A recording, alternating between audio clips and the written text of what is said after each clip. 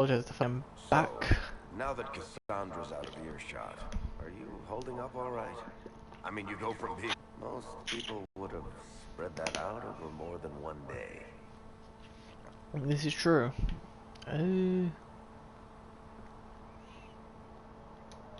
just glad I'm still standing after all that. This is true. I still keep her frothing rage. For days now, we've been staring at the breach, watching demons and maker knows what fall out of it.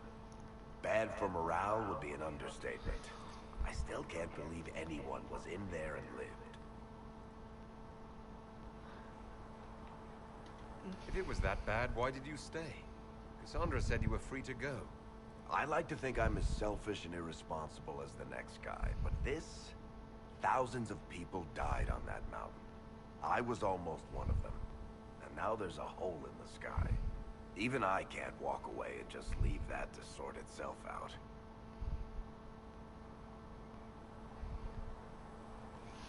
This is true. You can't just leave it to sort itself out.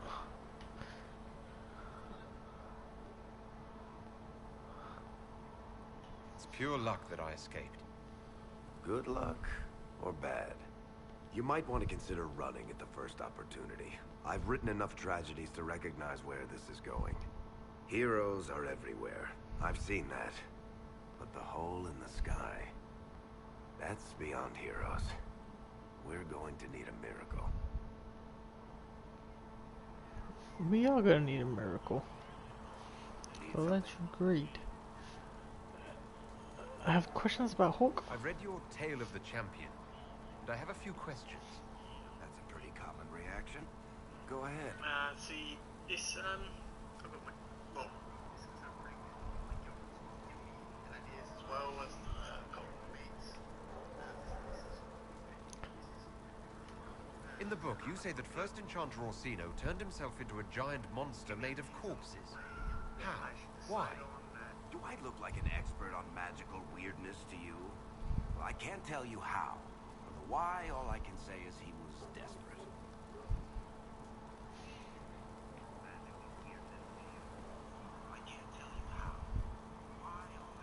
There's no way Hawk really could have killed the Arishok. It would have started a war with the Qunari. I was told later that the Qunari disavowed his actions.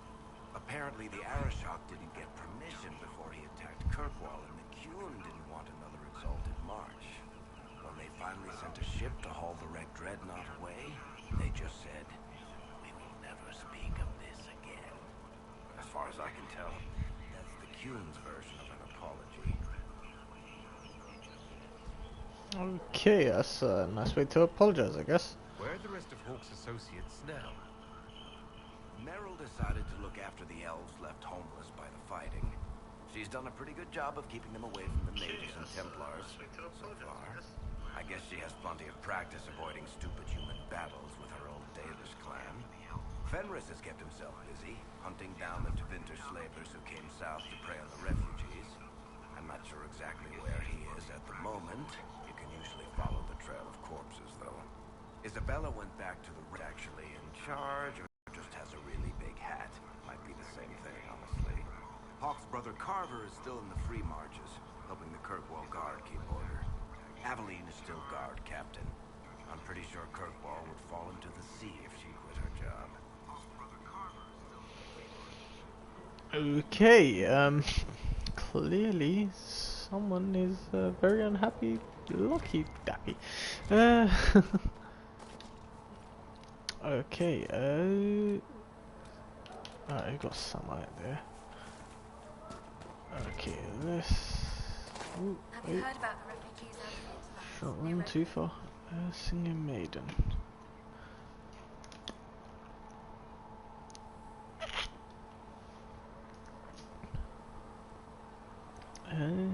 See, I am reading this in my head, guys. I'm not just skipping through the whole thing.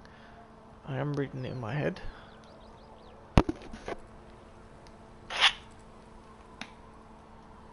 You know what, to be fair, I have not got time to be reading this. Fuck that. Way too long. You wanna read it? You can read through it yourself. Fuck that shit. The Chosen of Andraste. A blessed hero sent to save us all. Yep, I'm sent to save you all, motherfucker. I hope to be one. Sounds dashing. I'm not a hero. I hope to be I one. didn't ask for this. Someone has to find a way to seal this breach. Spoken nobly indeed. You think I'm mocking you? This age has made people cynical. I've journeyed deep into the Fade in ancient ruins and battlefields to see the dreams of lost civilizations. I've watched as hosts of spirits clash to reenact the bloody past in ancient wars, both famous and forgotten. Every great war has its heroes. I'm just curious what kind you'll be. I'll be the kind of fuck shit up. What do You you said mean, ancient ruins and ruins. Any building strong enough to withstand the rigors of time has a history. Every battlefield is steeped in death. Both attract spirits. They press against the veil, weakening the barrier between our worlds. When I dream in such places, I go deep into the Fade. I can find memories no other living being has ever seen. I've never heard of anyone going so far into the Fade. That's extraordinary. Thank you. It's not a common field of study for obvious reasons. Not so flashy as throwing fire or lightning. The thrill of finding remnants of a 1,000-year-old dream? I would not trade it for anything. I will stay there. At least until the breach has been closed. Was that in doubt? I am an apostate surrounded by Chantry forces in the middle of a mage rebellion. Cassandra has been accommodated. But you understand my caution. To be quite fair, I do and I don't at the same time. She'll protect you at Cassandra least. trusts you. She won't let anyone put you into a circle against your will. Thank you. I appreciate the thought. But now let us hope either the mages or the Templars have the power to seal the breach. For now. Closing the breach is our primary goal. But I hope we might also discover what was used to create it. Any artifact of such power is dangerous. The destruction of the Conclave proves that much. It does indeed. You think it survived? You don't think whatever created the explosion was destroyed in the blast? You survived, did you not? The artifact that created the breach is unlike anything seen in this age. I will not believe it destroyed until I see the shattered fragments with my own eyes. I agree. We would do well to try to recover whatever created the breach. Liliana's people have scoured the area near the blast and found nothing. Whatever the artifact was, it is no longer there. In any case, did you need me for anything? Tell me about What the do you know fate. about the Fade? A great deal, for my wondering. There are few hard facts, but I can share what I have learned. Okay. You can share what you've learned, but you don't give me shit. I'd like to know more about the breach. Simply put, it is a tear in the veil between this world and the Fade, allowing spirits to enter the world physically. Small tears occur naturally when magic weakens the ring, or when spirits cluster at an area that has seen many deaths. Your mark allows you to exert some control over the breach. That means it was created deliberately. Clearly. Tell me about the I'd veil. like to know more about the Veil. Circle mages call it a barrier between this world and the Fade, but according to my studies in ancient elven lore, that is a vast oversimplification. Without it, imagine if spirits entered freely. The Fade was not a place one went, but a state of nature like the wind.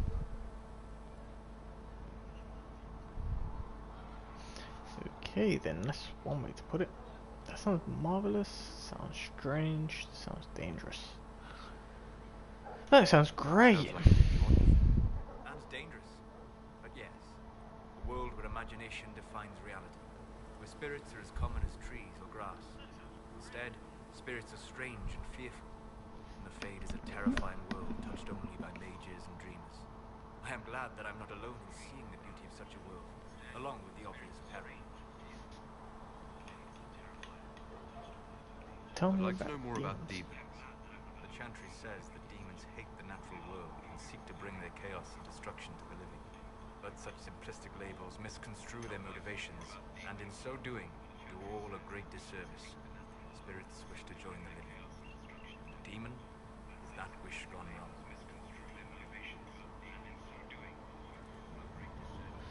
Okay.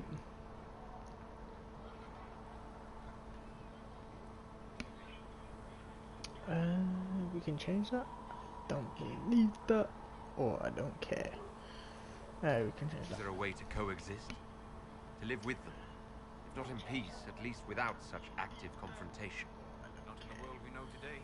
The veil creates a barrier that makes true understanding most unlikely. But the question is a good one, and it matters that you sought to ask. Okay. Goodbye, man. We'll talk later. You're real for your shit, man.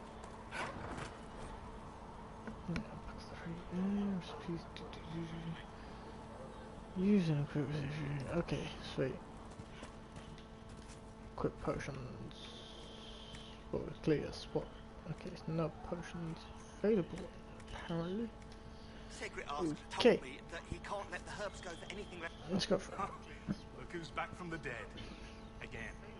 Again, we've met. I don't recall See, meeting this you is really before. bad. I'm not actually. I don't remember most of this gameplay. Someone had to patch you up after you staggered out of making those way, Bad. though. Yeah, by the way, I am. This is live, guys. I do apologize for that. Normally I don't do much live streaming and more record it. Well, you can pay me back by fixing the wood. Name's Adan. I'm in charge of keeping our little band here stocked with potions and elixirs. Not that Seeker Pentagast seems to care whether we've got the supplies to actually do that. How do I order potions? Well, I should investigate. For a healer, you don't seem particularly nurturing.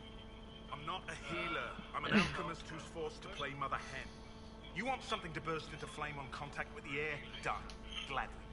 Patching up wounded soldiers is a waste of my time and talents. But there are a few around who can help. How are things? How are your people holding up? There's no shortage of work. That's for damn sure.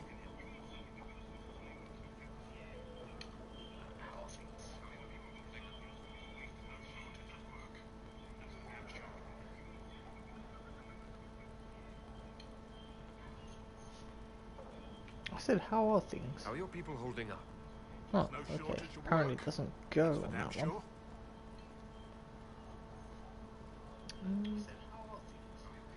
How do I order potions?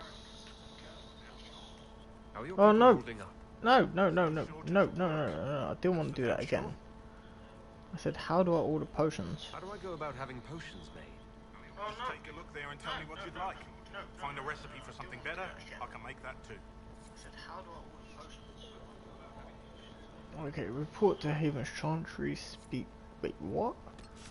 Alright, let's look at journal. Threat remains, okay. Have the best and brightest. Haven's best and brightest. Even if. Okay, I've got to speak to a smithy. Give Minave an item to research. Visit a potion loadout station. I just got to find a login stand. That's not hard. I know quite a few login stands are. Regeneration potion. Use that one. Yes, we don't really care much for that. Okay. Potion alignment. Yeah, okay. Yes, we know what regeneration does. Let me know if you need anything. I want to upgrade that actually. To be quite fair, I want to upgrade it. What do I need? 18 elf fruit and 1 royal elf fruit. Same thing for healing. See, I'll find most of this when time comes. To be quite honest. Tonics. Oh, I need to find tonics, don't I? Grenades, I need to find grenade schematics. Okay. At that moment. I really can't be out just reading most of this list. Wait. I see things. And yep, sweet, you do what you're doing there. Oops, Yes, I ain't got with time the for that cigarettes crap. Screw Solus. I don't really care about him right now. I'm running. Let me just make sure I'm all set on all this. Ooh, I leveled up again. Sweet. See, with this, it is pretty difficult to sort of choose. I'm going to choose another sword and shield move. Probably going to choose Warrior's Resolve. No, actually, I don't want that.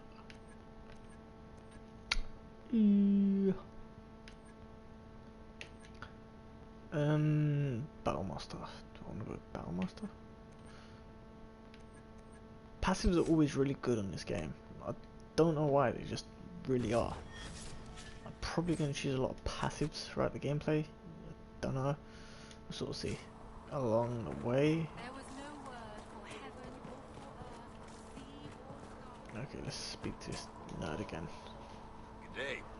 Or good as it could be with the sky ripped apart.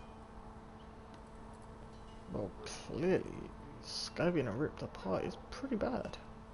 What kind of person stays to run a shop at a time like this? The kind with nowhere else to go.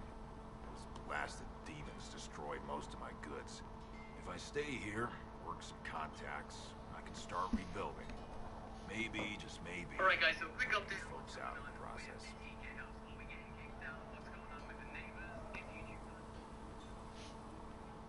How's the mood here? You must speak with most everyone here. How are people doing?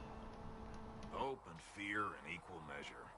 No one really knows what it means when an Inquisition is called. Yet. I imagine it's no better for you. You've got my sympathies, for what it's worth. Can I see what you have for sale? Of course. My wares are at the table.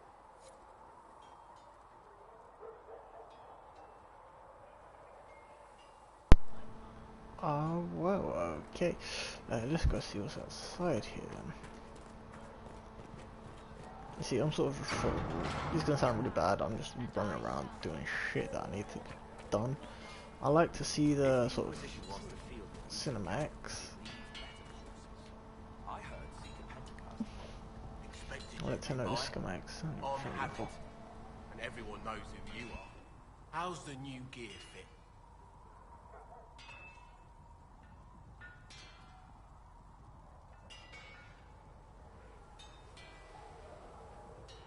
Sturdy and warm. It's perfect. Good. World's gone mad.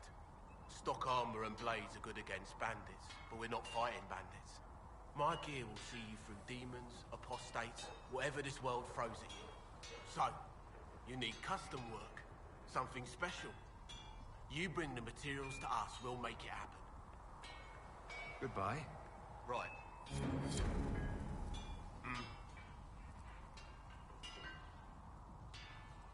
Does the Inquisition not have supplies to make armor or weapons? Tough convincing traders to haul up here. Impossible to get them to risk the rare stuff, so that's on you.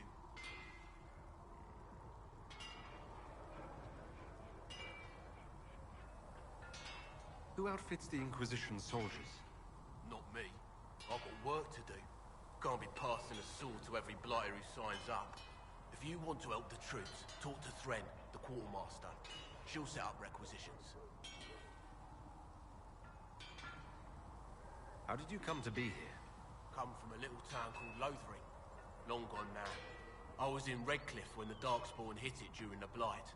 Helped rebuild. Left when Royalty decided it was time to hand the place over to the bloody mages. Ended up here. Just missed the boom. Can't decide if I'm the luckiest son of a bitch walking or the exact opposite.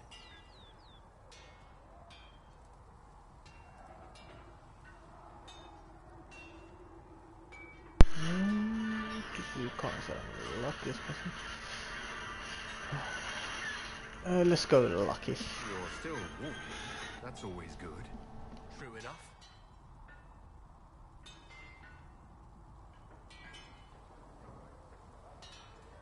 What can you and your team make here? Arms and armour. We work irons a blighted dragonbone if you've got it. Our designs are simple, but they get the job done. You want something fancy? Bring your own design. We'll see what we can do.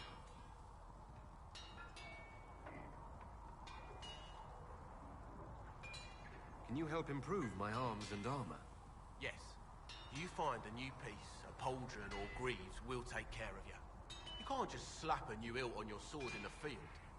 Bring it here, we'll make sure it's done right and proper. Okay, do you have any designs? If I want something, what can you make? Start simple. Something to keep you safe. Take a look at it on the table there and we can talk. You'll need materials. You should have what you want just outside. Okay, sweet. Loot that shit. Arming sword, tier 1 longsword schematic. They've got quite a few things, to be quite honest. Oh, they've got tactician's renewal. Let's see, this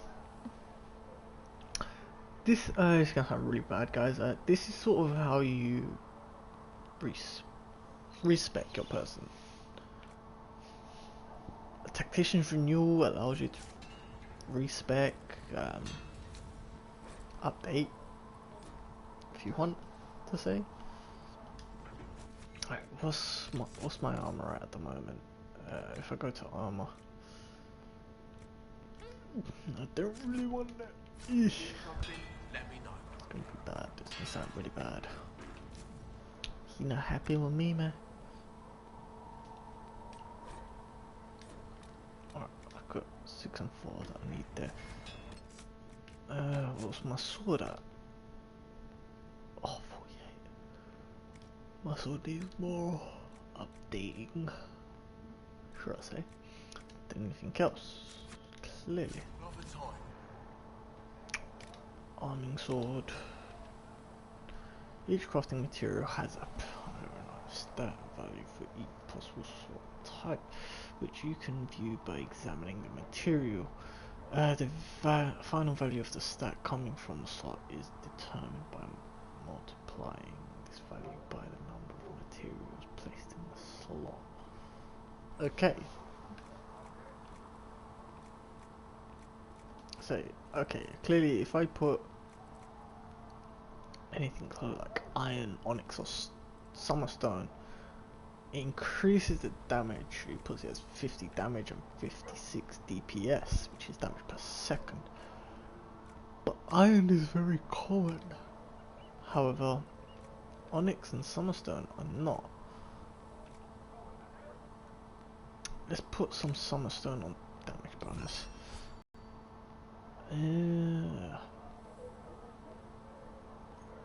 Yeah, I guess we'll stick with crushing longsword. Modify armor? Is there anything I can modify? Okay, no, guess not. Same as okay, same as weapons. I can't change anything here. I'm just gonna stick with a crushing longsword with clearly no hilt.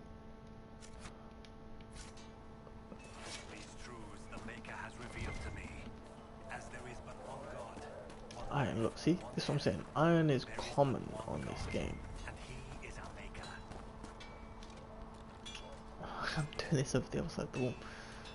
Defender coat arms, okay. That can help. Defender coat. Heavy arms, defender coat arms. They literally look like shit. They look like hardly anything has changed. It's just literally a piece of leather. Okay. I guess we'll just leave them how they are now. Okay, let's speak to... Okay, neither Cassandra? Alright. Ah, yeah, see. I remember little bits and pieces. I know that neither here.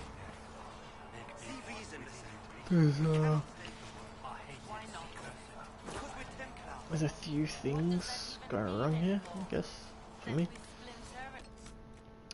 Inventory, accessories, ring of flanking.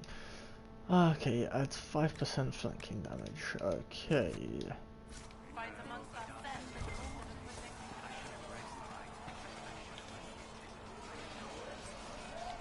Grenade belt. Okay, once again I am going to put the grenade belt on, just for the sake of actually having it.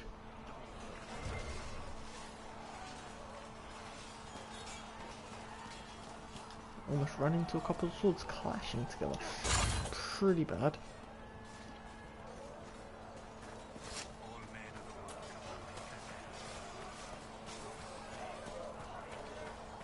See, this shield looks actually, this is going to sound really bad, but this shield actually looks really cool. Like, this shield actually looks pretty cool, just from the way it's like sort of standing together, etc. Do you think the mages will be Okay, see, I need a logging stand and 5 iron. I need both now.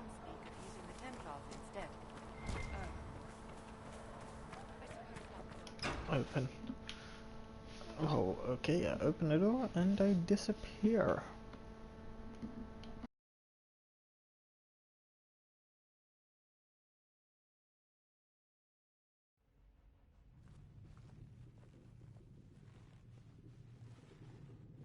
Does it trouble you?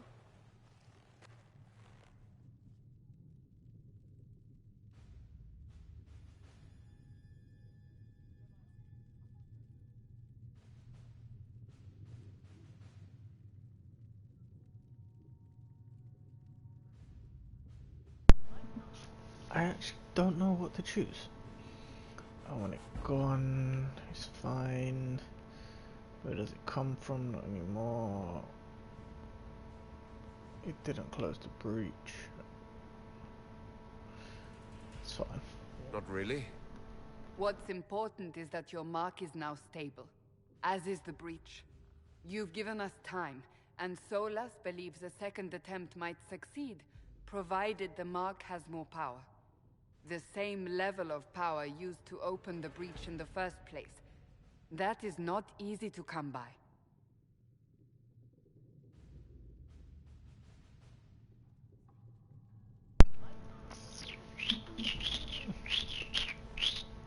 Yeah, me kissing my teeth, guys, sorry. That's not easy to come by. It sounds dangerous. It sounds like fun, you have no idea. Couldn't that kind of power just make things worse? People call me a pessimist.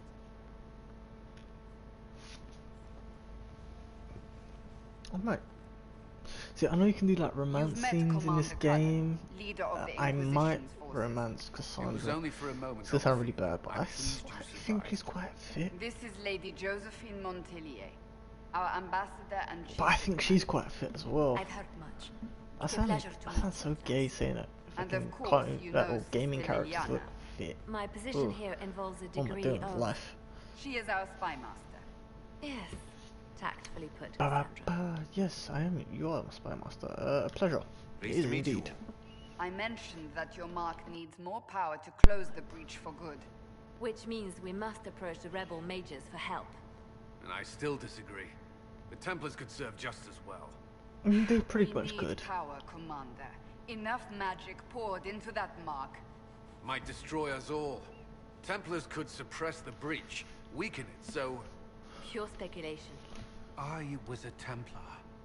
I know what they're capable of. Unfortunately, neither group will even speak to us yet. The Chantry has denounced the Inquisition, and you specifically. Me? Why me? What have I done? I still think I did it? Like, what have I done? Guilty. That is not the entirety of it any longer. Some are calling you the Herald of Andraste, and that frightens the Chantry. The remaining clerics have declared it blasphemy, and we, heretics, for harboring you. Chancellor Roderick's doing, no doubt.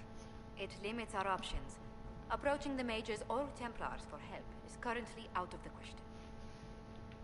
Yeah, the Herald of Andraste. Just how am I the Herald of Andraste? People saw what you did at the temple, how you stopped the breach from growing. They have also heard about the woman seen in the rift when we first found you. They believe that was Andraste. Even if we tried to stop that view from spreading. Which we have not. The point is, everyone is talking about you. It's quite the title, isn't it? How do you feel about that? I'm not sure how I should feel. The Chantry has decided that for you, it seems. People are desperate for a sign of hope. For some, you're that sign. And to others, a symbol of everything that's gone wrong. Could we attack? Could be attacked, so I'm the problem. The breach doesn't worry them. Will the Chantry attack us? With what? They have only words at their disposal.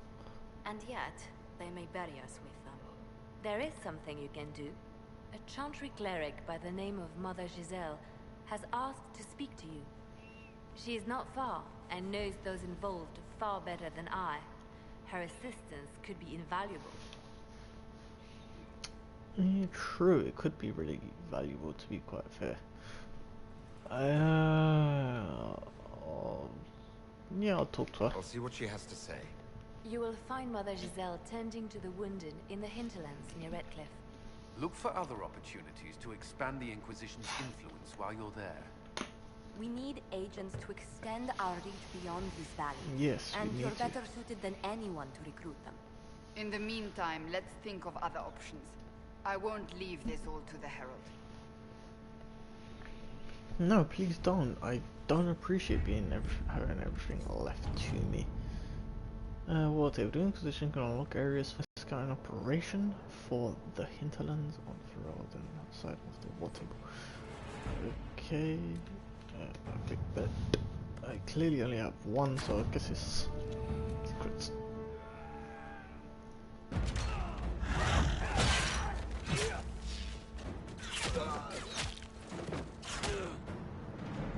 Yeah, nice bow and arrow skills. Give you that. Oh, I wish I was a rogue now. Shoot some arrows. Oh. Hey Andrew, 1992. A couple of years older than me. I'll give you that.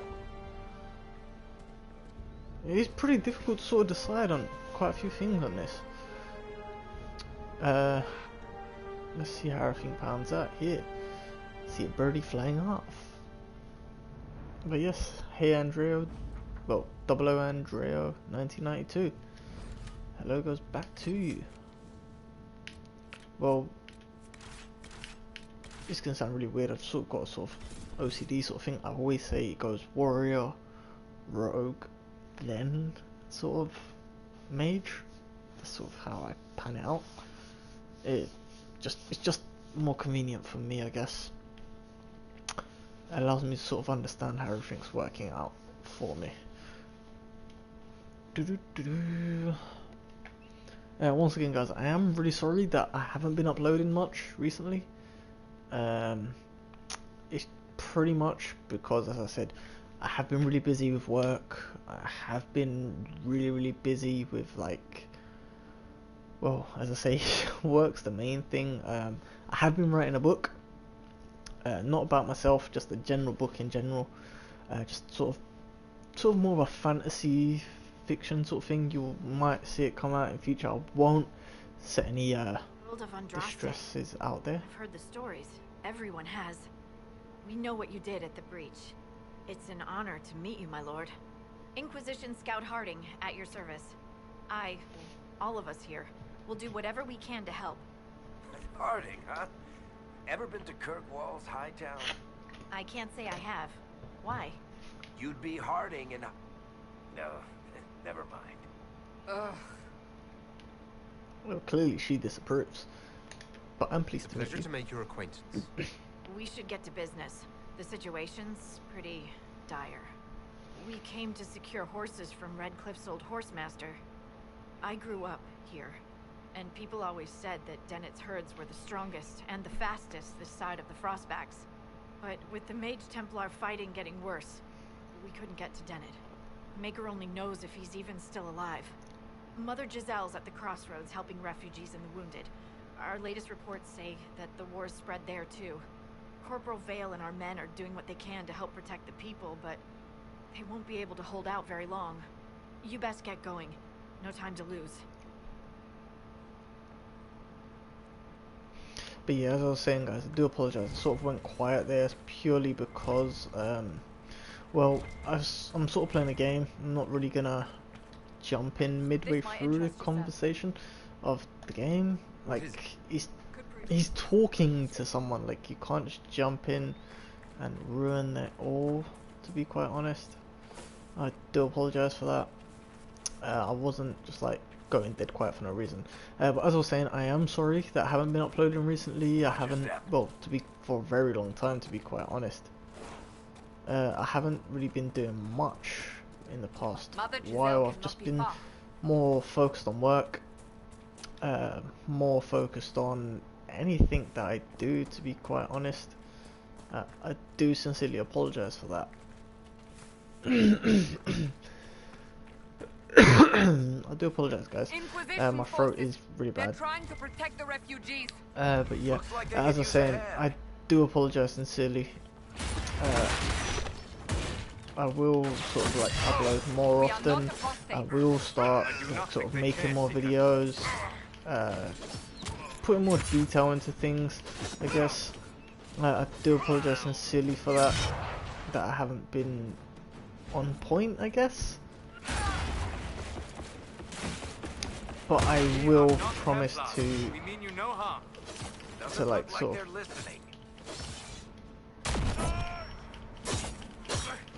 I will promise to like sort of upload more. I do apologise, I'm going like really quiet. It's just sort of getting into the game. I'm just focusing on more battle tactics and things like that. Oh, screw you.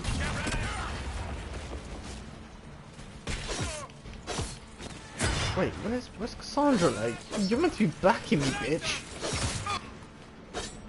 Why are you all the way back there? Why the fuck are you back there? Like, get into this battle. Like, she's just like run away from me. Like, fuck me. Be ready. More coming our way. Silk. Okay. Alright, so I'm gonna run straight at these guys. Probably shouldn't, but screw it!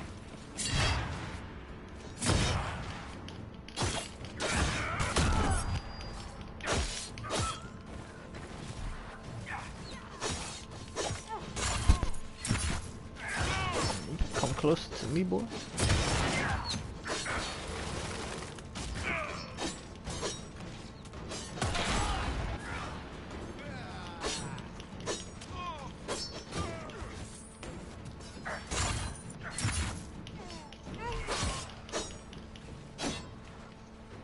Hey, no, someone with an archer behind me. I'm just gonna knock them down instead. What? I can knock you down. I hit you with my shield, man. Die.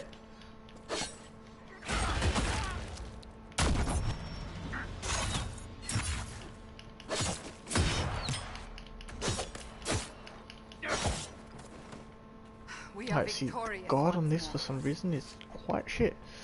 Okay, but yeah, as I was saying, guys, I do apologise once again. I'm so sorry that I keep jumping off. It's because I'm focused on gameplay and making sure that the chats in the game are sort of going through, and you guys are sort of reading through it, etc. But yeah, I haven't been uploading because I've been really busy with work. I've been writing my own book. I won't tell you the name, as I said. I've been really busy. That's why, and I don't really want you guys to sort of get upset me telling you the book name that I'm writing. That's why I haven't really been writing much, well, uploading much on the gaming side, on the general videos. Oh, sorry, kind out voice here. Don't touch me, mother. Their magic is... Turn to noble purpose.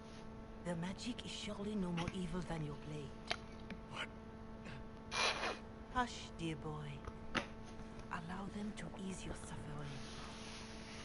Mother Giselle. I am. Yes, Mother Giselle, right? The one they are calling the Herald of Andraste. Yes, I am. Is that why I'm here? Is that why you asked for me? The Chantry has already... I know what they've done. Then why am I here? I know of the Chantry's denouncement, and I am familiar with those behind it. I won't lie to you. Some of them are grandstanding, hoping to increase their chances of becoming the new divine. Some are simply terrified. So many good people, senselessly taken from us. You're senselessly taken? Yeah, I'm gonna be honest with you, Dylan. I've played this game quite a few times. In all fairness, I have played it a couple of playthroughs. That's why I'm recording on it now. I haven't been really uploading much recently. I just thought I'd just jump on a game that I've played quite a few times. I've loved the game. It is pretty cool. The storyline behind it is really good. It sort of gave me a few inspirations towards the book I'm writing. I'm sort of midway through the book, to be quite fair. It's pretty long a book. It's not short, but it's a really good game. If you stay tuned, I will be uploading this. This is going to be like a 3-hour stream. I'm already 41 minutes in, so it's still got like 2 hours and 20 minutes to say. It is a pretty good game. You will actually enjoy it. It's on PS3, Xbox, well, sorry, PS4, Xbox One, and PC, I think. No, I don't think, no, the campaign is not co-op, so like the main storyline is not co-op, but it does sort of give you a good storyline behind it. You have got a multiplayer option in the game. It's not where you're fighting each other. You can do like missions, fight dragons, etc. with other people. It's not where you're just like all in, just storyline and that's it, nothing else. It has got sort of a hidden storyline behind it where you can play with solo, but you can control every single player within your party. You don't control just one character. You can control other characters as well. So you have a party. For example, this is my person I've created. He is well, my person's name is Aragon. But you have other members that you can get in your party. You can have so many different storylines behind each person. You can romance people, etc. It is a really cool game. As you can see, look, I can control her. That's Cassandra, by the way. I can control him, that's Varric. He's in Dragon Age 1. Well, you briefly see him in Dragon Age 1, but he's in Dragon Age 2 mainly. And that's Solus. He's a mage. So you've got a mage, a rogue, a warrior, and I've decided to create a warrior myself. That is just a personal choice. As I say, you can create that, or you can choose a rogue, which is more bow and arrows, dual wield swords. You can just, daggers, let's say. I'm not going to read through everything on this game. I'm not really keen on reading through everything. Yeah, I'm a major Lord of the Rings fan. Major, you actually have no idea. It's actually A-R-A-G-O-N, not double A. I'm sort of a grammar nerd, I do apologise for that. But yes, I am a major Lord of the Rings fan. It's just me, hence why warrior is just me. It's just my personal choice. I love Lord of the Rings. If I was an elf, in all fairness, I would probably choose rogue because I can be an archer, and I would. In all fairness, it's going to sound really bad, but I would have chose Legolas. In all honesty, I would have chose Legolas. It is just, I am a major Lord of the Rings nerd. It's pretty bad. It sounds pretty bad, to be honest. But yes, I love Lord of the Rings. If I was you can choose dwarf in this game as well. And a dwarf, as you know, is my choice would have been Gimli. I would have chosen the name Gimli. I would have chose everything Gimli, like two-handed, because it's dwarf. Everything would have been two-handed. I'm a fake fan. I spelled his name wrong. Well, no. Yeah, Lord of the Rings is a major thing for me. I've always loved it. Now, that's always inspired me to write my own book. See, I've watched all the films. I've watched Hobbits, all 3 of them. I've watched all 3 Lord of the Rings films. I've read all the books as well. Now, I love Lord of the Rings. The books sort of inspired me. The films inspired me as well. I do apologise. I'm talking over speech within the game. I shouldn't really be doing that. But yes, Lord of the Rings is a major thing for me. Hobbit as well. I love them. It inspired me to write my book. I am midway through writing my book now. I wouldn't say midway, to be quite honest. I am only about, all fairness, 6 chapters in.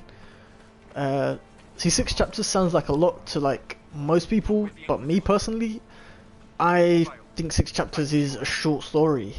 I don't see it as a long book. I'm writing it as a novel. I'm 6 chapters in. I'm still writing. I'm not completely done yet. But yes, throughout this gameplay you will see a lot. See, I personally see it because there's 4 sorts of characters you can make. See, there's human, which in all fairness, I made a human just now, hence why it's called Aragon. You can choose elf. So if I chose elf, I would have chose Legolas. If I would have chose dwarf, I would have chose Gimli. But there's something in here called Kunari. Kunari, I would personally, it's gonna sound really bad, but I see it as an orc. That's what I see within the gameplay. It's probably a lot bigger than an orc. It'd probably be Urukai. But yeah. Oh, see, well, sorry, it's gonna sound really bad. My older cousin, I'm not the oldest. I'll be honest, I'm 22. I have an older cousin. He works for a book publishing company. He's actually an editor. He's told me if I want to publish the book, just go to him. I will, when I get the title out, if you subscribe to the channel, I will be telling the title later on within gameplay, when I'm streaming, or if I'm just recording out in general. One or the other, I will sort of like give out the name. I'm sort of planning to make this book like at least, it's gonna sound really bad, but 13 chapters long at least. Purely because there's so much I want to put into this book, but then there's so much I want to spread out along. It will probably have a sequel without like just focusing on one book. I'm definitely 100% gonna sort of follow the Lord of the Rings series. I will definitely sort of spread it out along the publishing. I will give like more information out over time. If you subscribe to the channel, as I said, I will sort of give more details out. As I said, I have been really busy with work. I have been really busy with like writing the book. I do apologise for my throat there. I've been really busy with a lot of things. But eventually I will sort of like get more information out. I will start uploading more. When my subscribers, as I said, I had at one point I did have over 1,000 subscribers, but I think most of them have left purely because I haven't uploaded in a while. I haven't uploaded for a very long time. Hence why I've sort of jumped back on the scene now. I think I've got over 40 subs. Now obviously when my sub base builds up to like 100,000 again, originally I left my job at 1,000. Okay, see this is the item over here. Now see, I did originally leave my old job when I was see, I'm on both. I did originally start this streaming on Twitch, but I wasn't sure on what to do. So I went on to YouTube because I know on Twitch I've started a new account on Twitch because my old one, I'm gonna be honest, I forgot the password. I have not been on Twitch in ages. I can't even remember my old Twitch name, that's how bad it gets. But yeah, it's mainly on YouTube. I will be doing them both at some point. My Twitch name, I believe, my Twitch name I think it's the same. It's Mr. Coffee still. It's not much of a difference. But yeah, see, I am actually, in all fairness, I've got the new Skyrim. Skyrim Special Edition. So it's basically a remake of the original Skyrim. I love, now this is gonna make me sound even more nerdy. I love Skyrim. Now see, Skyrim is less nerdy than this game, in all fairness. You are basically creating everything from scratch. You make your own character. You can choose all different sites. Yeah, you've got it. Amazing. You've probably played the original, I believe. But yeah, I love Skyrim. Now that, as I say, that makes me sound like a huge nerd because Skyrim has been my favorite game since PS3. Yeah, in all fairness, I love the fact that they brought mods into it. See, I've got Skyrim already. I've not actually played it yet. Ironically, I'm gonna do gameplay on that. But even though I'm doing gameplay on it, I'm not gonna do it as of yet. The reason being is because, to be fair, how do I put it? It's because it's sort of my well, my friend sort of borrowed it. He's taken it away from me, so I haven't actually been able to play it. He begged me, like, quite literally. He's never played Skyrim before, so he begged me to let him borrow the game before I even played it. Now, as I said to him, well, don't get too carried away with it. I am going to be making videos on that. If you want it properly, buy it yourself.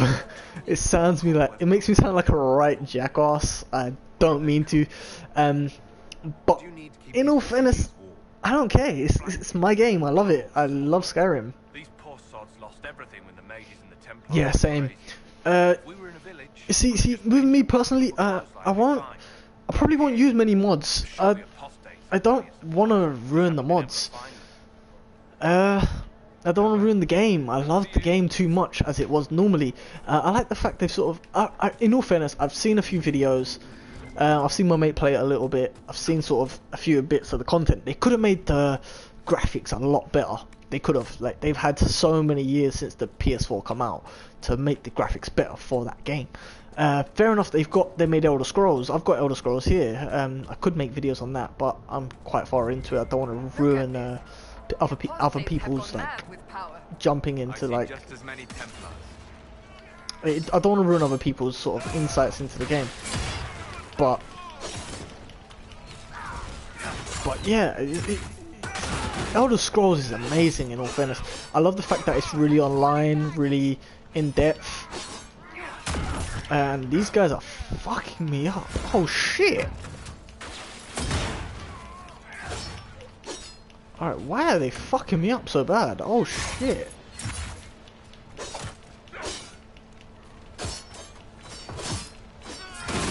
Yeah, the original was really bad compared to it. See, the thing is, as I say, it could have been so much better. Now, the reason I say it could have been so much better is purely because I've seen what they've done with so many other games that they've remastered. Like, when we was on the PS3 and we had Bully on the PS2, for example. Oh, fucking hell, why is everyone being fucked up? Why am I getting fucked up so easy? Yeah, I'm gonna need that shit. Fuck.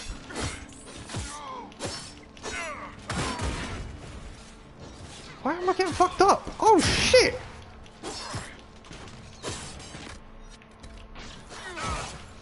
Yeah, I'm gonna need that. Fuck. Yeah, I'm running away. I know it's gonna make me look like a pussy, guys. I do apologize for that. I am running the fuck away. You're dead. Fucking hell, I'm getting fucked up. Alright, one at a time. Come here, guys. Yeah, that's what I want. It's because of that archer over there. See? Yeah, I got fucked. I do apologize for that, guys. I'll continue that. But fucking hell, I got fucked up right there. But yeah, compared to the original, I personally think as I said, I've seen my mate play it. I was sitting at his house. I was watching him play. The graphics have changed drastically. Like, there is a huge difference compared to like the original and compared to this. Yeah, as you can probably see, you can sort of add a few pieces to your character. You can change armor, you can change weapons, etc. See, I've made my own weapon. You can do crafting within the game. It's not the same as Skyrim, but you can still do crafting and do quite a lot of things, to be quite fair. You can add helmets. I've got a scout helmet on at the moment, I believe. I think it's a scout helmet. Yeah, see, yeah, I got a scout helmet on. I want that because it's a lot stronger. As you can see, you have to be a level 6 to sort of use it, and I don't even know what, I'm level 3, so I haven't got much. But yeah, as I said, this game is quite amazing. I do love it. I do love the storyline behind the game. Yeah, sub by all means, bro. I'm going to be uploading a lot more recently. I haven't, as I said, I have got a lot of ideas for the future. I'm going to be doing more facial videos as well. This is just a little walkthrough sort of thing, just to have a little fun, sort of get back into the, just sort of getting back into the gameplay, to be honest. Yeah, if you sub, as I say, you'll sort of get more insight towards the book. The book itself, I'm not too sure. I am hoping to sort of publish it by around about August, September. hopefully. It might not be 100%, but as I say, I'm sort of not sort of 100% as of yet. Reason being is because there is so much I want to do for the book. There's so many ideas I've got. There's so many bits and pieces. I don't know if I should like ram it into all into one and sort of cut it a bit shorter, or if I should make sequels, etc. Because there is so much I want to do. As I said, Lord of the Rings, this game, and Skyrim all have been a major play towards the book. Now, all I can do with it is sort of decide whether I want to go for it. Oh, you have a friend with 2k subs? Oh, God. Yeah, by all means, if you want to get your friend to shout me out, by all means. As I said, I am starting afresh here. This is, as I said, I have had this channel for a little while. The only reason I've been using it, yeah, if you want to, yeah, by all means, if you can get me like a shout out on that and get me some more subs, that would be great. Personally, I'll probably just like write you a little, like, oh shit, my connection's sort of gone bad. I do apologize, guys. I am sort of gonna try to sort that out briefly. Just give me a moment. Okay.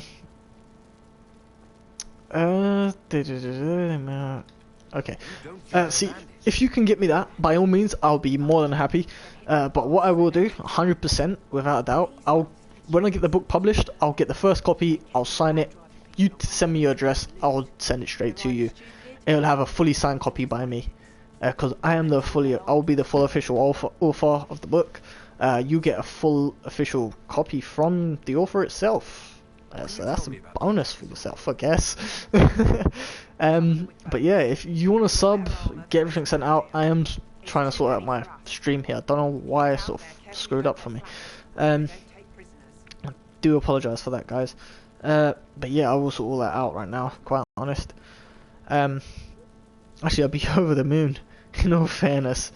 Yeah, I just want to see. Yeah, by all means, if you'd love it, it'd be great.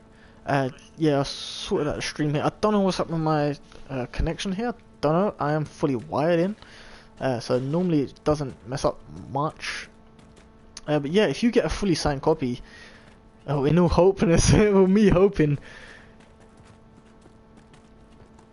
Yeah, exactly. That's what I'm hoping. If my book does get famous, at least I know that someone has already got a signed copy. Someone that can say personally, well, I already got a signed copy before you even knew about the book.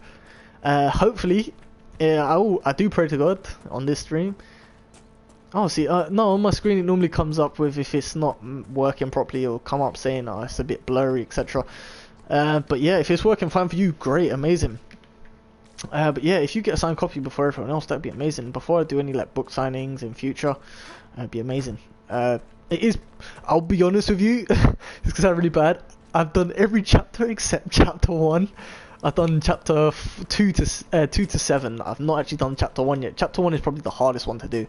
That's me saying it honestly. I find chapter 1 so hard to do because you're giving everyone an insight to the book.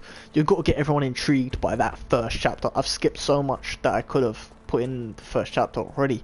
But the reason I've skipped it is because it could have been so much more. It could have been so much better. It can be so much better, and if I focus a bit more, given time, I'll make it better.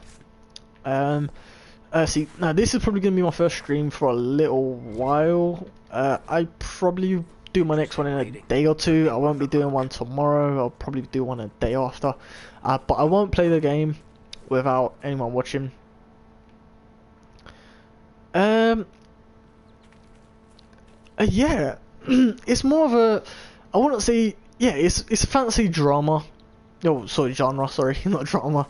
Do apologise. But yeah, it is a fantasy genre. It is a lot like Lord of the Rings. It is a lot like Skyrim, but it's, as I said, it is a lot like this game as well.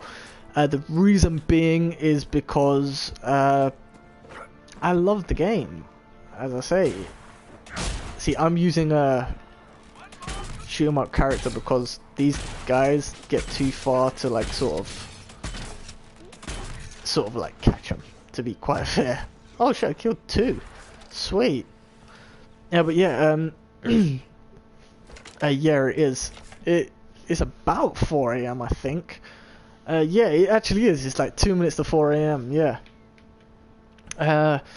See, I haven't slept much today. Or last night. Well, I slept perfectly fine last night, but it's just like sort of today. I've been quite alive today. I've had a couple of cups of coffee. Quite lively, so I guess it's all going well for me today. A reason being... Oh wait, where are you then? This can sound really bad. I don't mean to sound all pervy and shit, but yeah, I just because you said 4 a.m, same here. Like, so where are you? Okay, so I've got something nearby. I can see an exclamation mark. Okay, yeah, I see it now. See, I've played this.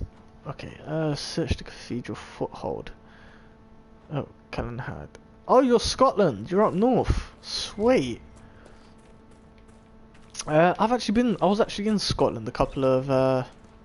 Do apologise, but yeah, I was in Scotland a couple of weeks ago. Yeah, I was in Scotland a couple of weeks ago. Mainly due to seeing my brother, as I said. Oh, you're 16, sweet. Yeah, this can sound really bad. It's gonna make me sound like an even bigger nerd than you could ever imagine. I'm actually 22. I did originally start this channel a couple of years ago. Bad, I know. But the reason I haven't uploaded much, as I said, is because I've been really busy. I've been working, I've been doing so much. It is quite exhausting, to be quite fair. I think going to Scotland was one of the best things I decided to do along the way. I saw my cousin. Oh, you're 17 in February. You see, my girlfriend, she's actually, well, really bad. But she's she's actually 20 quite soon, if I'm not mistaken. Don't tell her I said. See, I work. It's gonna sound really bad. I work in London. I live in London.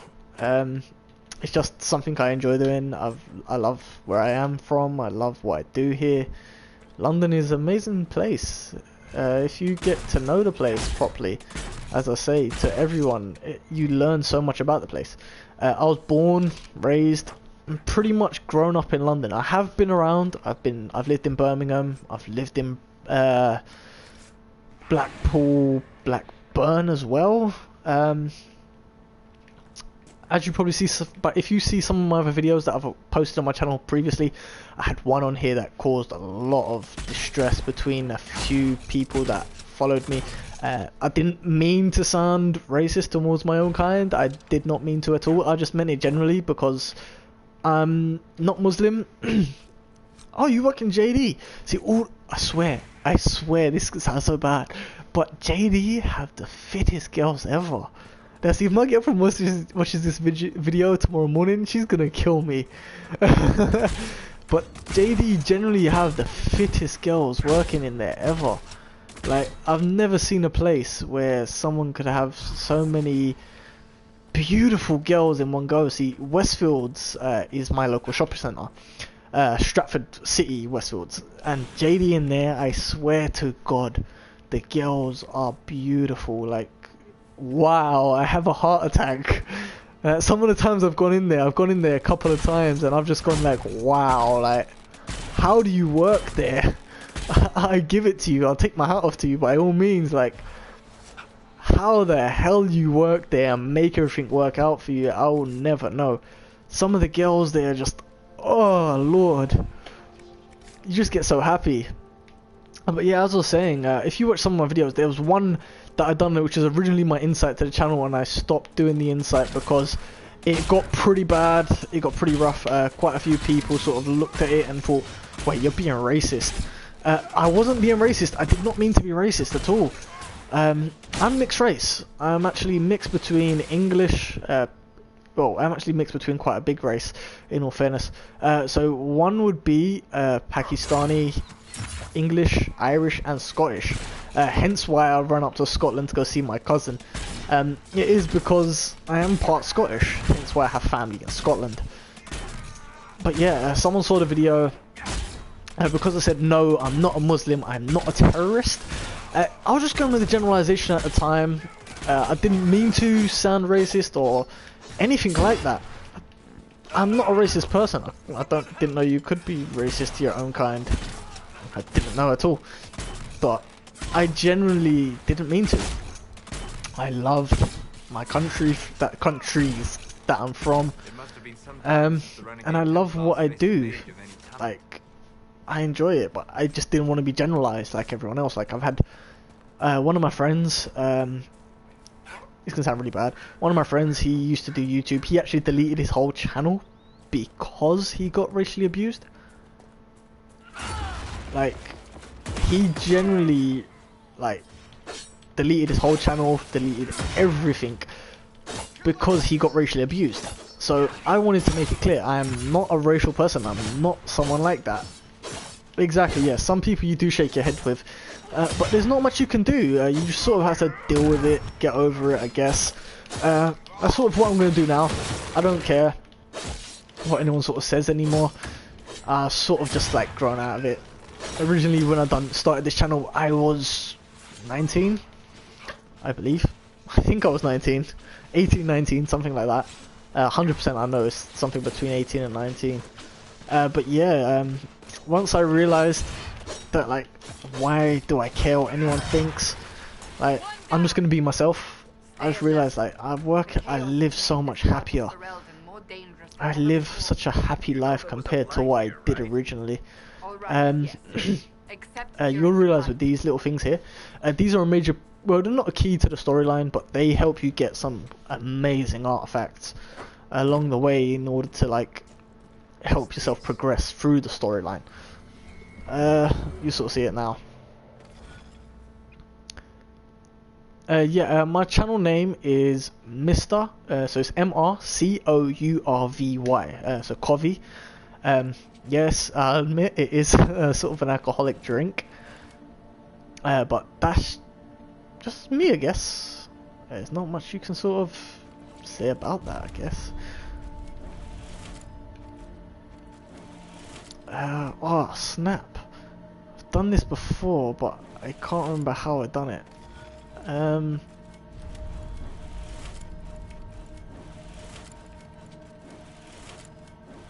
Oh yeah, I remember now. There we go. Sweet, thanks for that, bro. But as I said, if you want to tell your friend to, like, sort of give me a massive shout out on there, I'll be so grateful. Like, you have no idea. I'm going to be doing a whole load of series. I'm going to be carrying this on. As I said, this is going to be another 2 hours long. So if you're willing to stay up another 2 hours to watch the video, or you want to give a shout out, by all means do so. I'll be really, really happy. But as time goes on, I'll be doing a load more series on a whole different topic. I'm going to be going on. See, now, the crazy thing is, I love Lord of the Rings. And I love Skyrim, and I love so many things. Now, when it comes to gaming, this game, you'd be really surprised. It's actually longer than Skyrim. See, Skyrim, I know. Oh, to be fair, you've got a whole load of new content. If you play all the content properly and you actually get in depth with it, it works out to about 500-600 hours. But if you're just going through the storyline alone, just to get to the levels for the storyline, and everything, then you're gonna struggle. The reason you'd struggle, by all means, we should play together sometime. I play a load of games. I've got a load of games here. See, my main game that I've been playing recently is more probably Assassin's Creed, the Ezio collection. I think the only game I love just as much as Skyrim is Ezio. I love it. I love Assassin's Creed. Assassin's Creed is definitely one of my favorite games of all time. Reason being, it's just enjoyable. It's just, I don't really want that. Warrior's Resolve. You fight all the harder when you're hurting, gaining stamina when you lose health. See, I don't want to lose health, to be quite fair. Damage reduction. You see, normally I'll always go with two-handed human. It's just choice, I guess. But yeah, with the game, you'll realize along the way that I'm gonna choose I'm gonna make my guy more of a tank than anything else. He's gonna be my tank character, without a doubt. He. Oh wait, I've got upgrades for everyone. I didn't realize that. Sweet.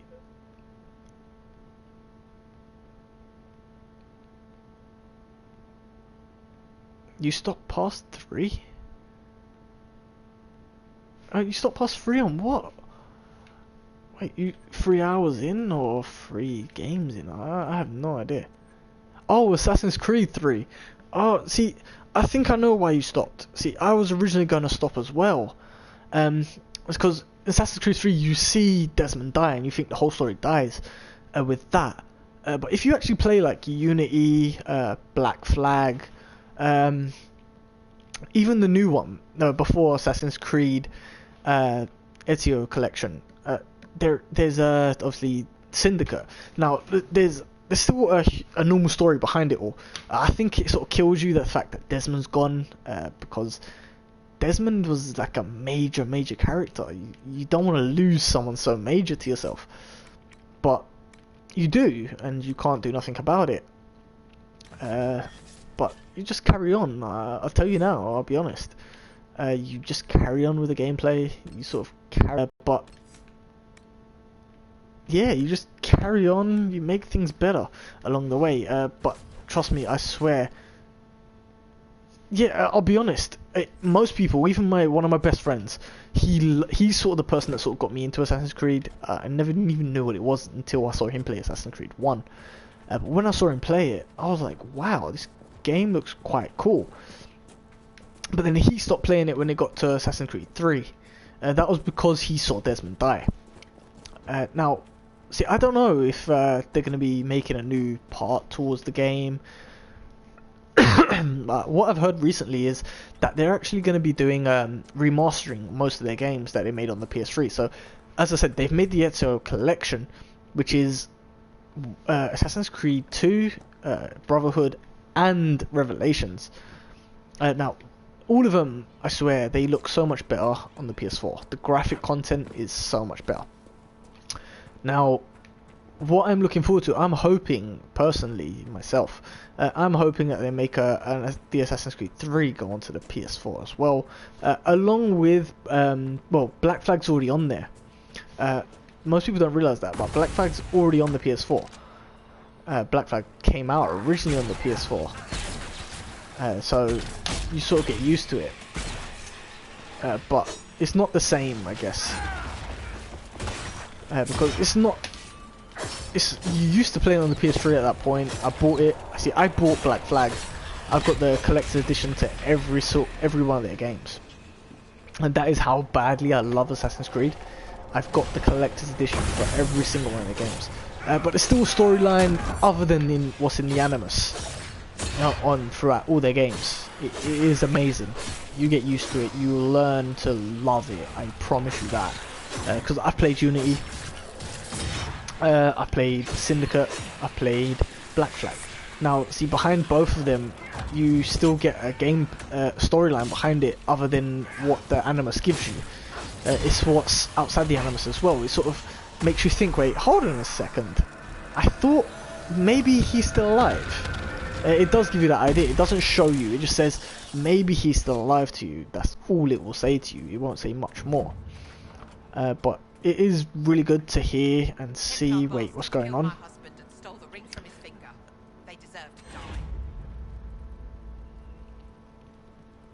I have a few shorter videos, I've got a few FIFA videos, I believe. I think they're still on here. But yeah, on this channel there should be a few FIFA videos available. Let me just double check that actually. I just need to double check. In case it was magic. Okay. Fair enough. Yeah, I have a few FIFA videos on here. If you check those out, those will probably work out a little bit better because some of the longer ones don't really work out so well, I guess. You don't want to be on a channel for like hours and hours upon end, etc. But yeah, if he uses one of my FIFA videos, by all means do so. I remember playing a couple of games recently, well, on FIFA 17. I haven't really recorded those, but they are really good videos that I made on that. They were pretty in depth. I think my favorite one was my bad pack opening was probably one of my favorite ones, purely because, no, it's gonna sound really bad, but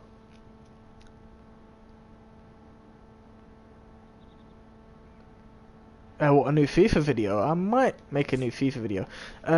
I'm not 100% sure. Well, Sunday is sort of now, to be quite fair. But yeah, as I say, like, it's more for me, as I say, when I'm not busy. Today's actually my first day off that I've had in a while, hence why I've only just decided that I'm gonna start recording again.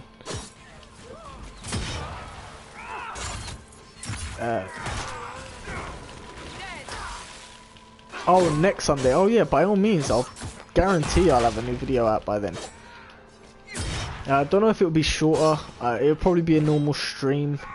Just be a short version of a stream. Yeah.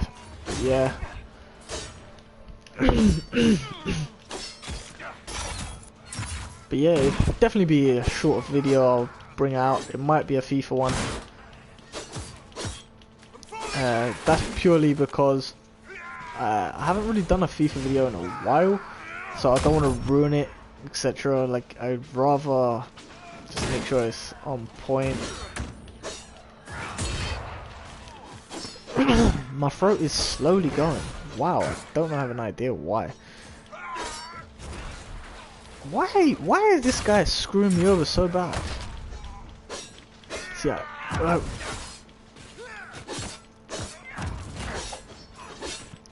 yeah, I think a 5-man FIFA vid would be good. I think I might make a 5-minute FIFA video.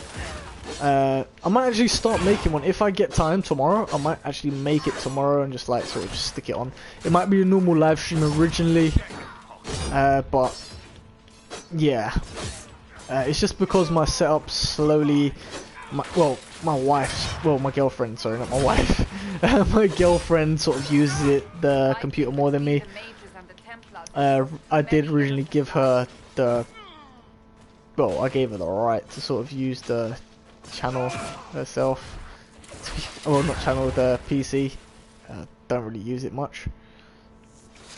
So that's why she sort of uses it more than me. Vondrix, oh sweet. I think one of my mates is subbed to him actually. One of my close mates is actually subbed to him, I believe. But yeah, I'll definitely check out his channel, by all means. At the end of the day, you can't expect someone to just give you a shout out without really. Oh really? And you see, I don't know if you know them, but TGF. I think everyone's heard of them now. Some of the videos they've done are like crazy, like hitting each other with cactuses and things. See, my girlfriend was one of my ex-girlfriends, sorry, and I see my girlfriend's gonna kill me when she hears about this.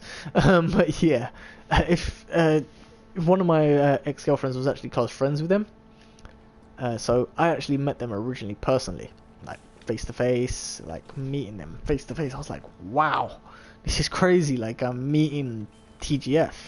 At the time, it was a while back, to be quite fair.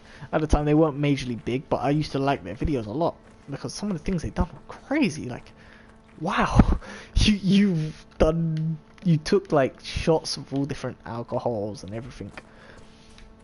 But yeah, it was amazing. TGF, my ex-girlfriend was actually good friends with one of the members from TGF, Ramel, I think. Yeah, it was Ramel, the black guy. It sounds so racist. Wow. But yeah, she was friends with Ramel, and it sort of just led to me meeting them eventually. And yeah, I haven't spoken to him since, but it was pretty cool at the time.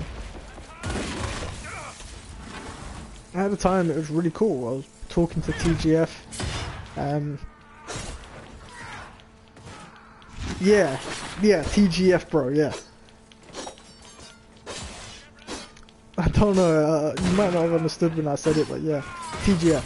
Like, friggin' amazing. Yeah, TGF bro, yeah. Yeah, Ramel and I forgot the white boy's name. Wow, I only remember Ramel. I believe I've got. Yeah, I met them originally. Like, even I forgot his name now. I forgot his name. Wow. There's another YouTuber I've met personally. Ah, I forgot his name. You see, I don't really go on YouTube much. I know a couple of YouTubers. When I say a couple, I mean a handful. There's not many that I actually know. But like personally, but I'm trying to think of him now. Personally, I actually can't remember. But I know he was a really cool YouTuber. He done a couple of videos, just like crazy things. Like he used to jump on top of like police cars and shit, some stupidness.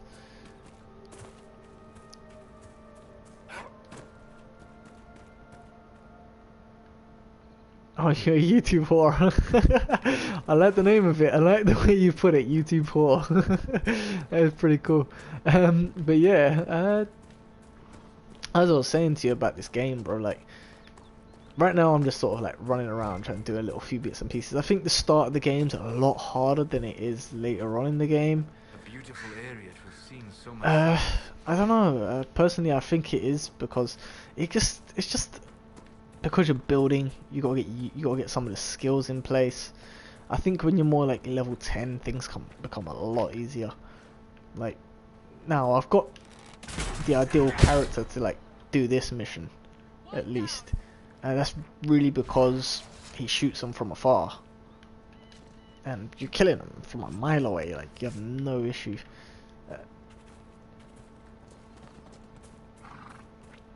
By all means, bro, if you want to jump in a party with me, by all means, I don't mind. PS4 is what I've got, by the way. You have got PS4, right?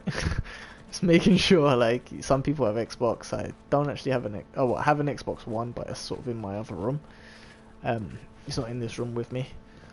And plus, but yeah, as I was saying originally, I haven't been uploading mainly. Oh, you got PS4? Sweet. My PSN name, I believe it should be on screen. It's Nighton, NIGHT _ and DON. It should be there. I believe it is at least. But yeah, hopefully, if it's not, then I'm just giving it to you at least, so you've got it there. But yeah, if you add me on there, send me an invite to add as a friend. I'll quickly jump off, add you on that, and we'll see what happens from there, bro.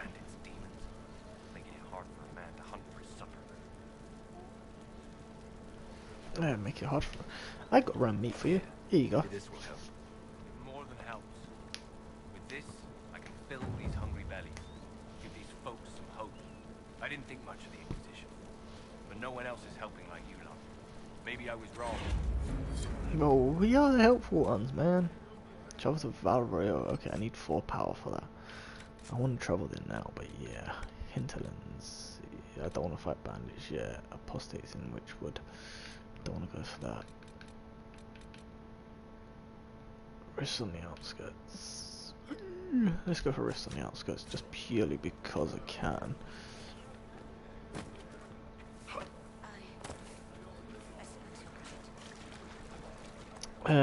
By the way, just quick question.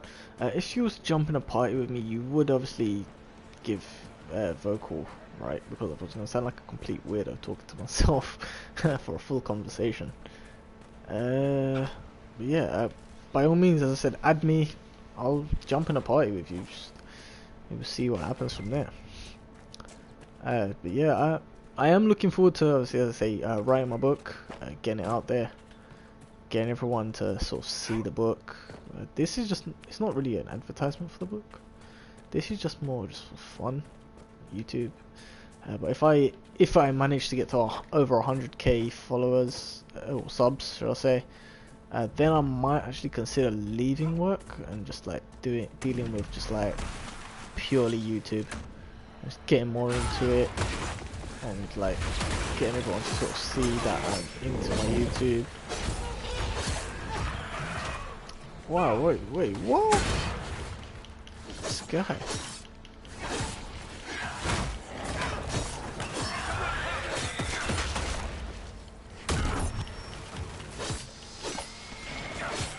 Die, will you? Flipping out.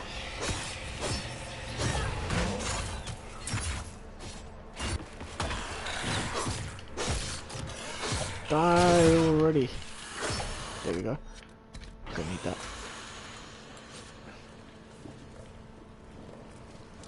But yeah, 100%. This game is like 10 times easier than Skyrim. I'll be honest with that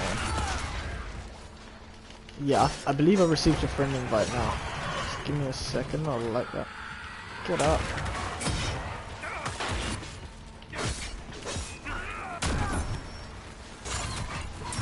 I'll just kill these guys first.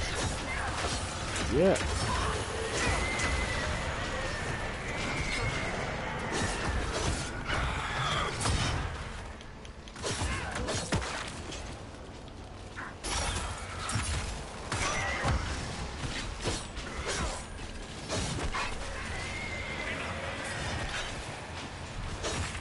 Bye, Jesus.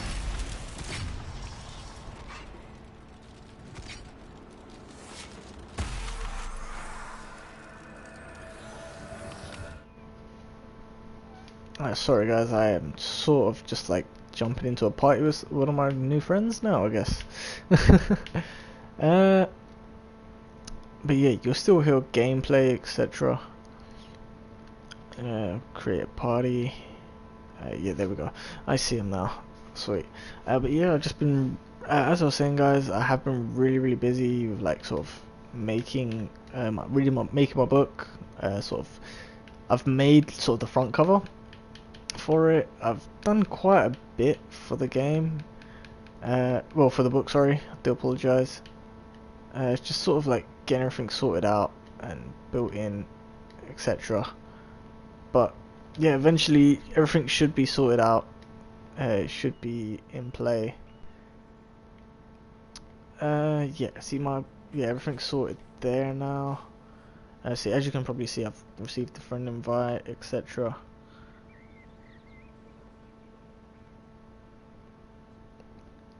Yeah, but yeah, it's pretty cool to sort of meet new people within making videos. I don't mind, obviously, you guys adding me. That's probably an ideal thing for me, to be honest. If you guys want to add me, I've got a load of friends that I mainly do. As you probably saw, you might have seen my Destiny video. It's not a great quality, to be quite honest. I've got a few friends that I am online on Destiny with quite a lot. When I play, at least, they get really pissed off with me when I'm not online. I haven't played in a very long while, since I think the last update when it could go to 400. I completed the story and I just gave up. I just thought, fuck this, like, this really can't be asked. But yeah, I remember playing the game when it could go to like 340, etc. I think I'm on like 350. I haven't played since. That was a very long time ago. But yeah, I'm probably gonna do a lot more videos along the way. Yeah, that's sweet, bro. By all means, if you have to reset your PlayStation, that's fine. I'm not gonna complain, you know. But yeah, I'm just looking forward to like getting things going properly again. What the hell is going on there? What the fuck is he hitting? But yeah, I'm looking forward to getting everything running again. What cave in the hills? Oh, it's this way. I went the wrong way. Wait, no. Yeah, when you've reset your PlayStation, bro, just give me a holler. Just add me on there, like. A diary has been found describing a man's troubling dreams and his plan to find peace in the cave in the hills.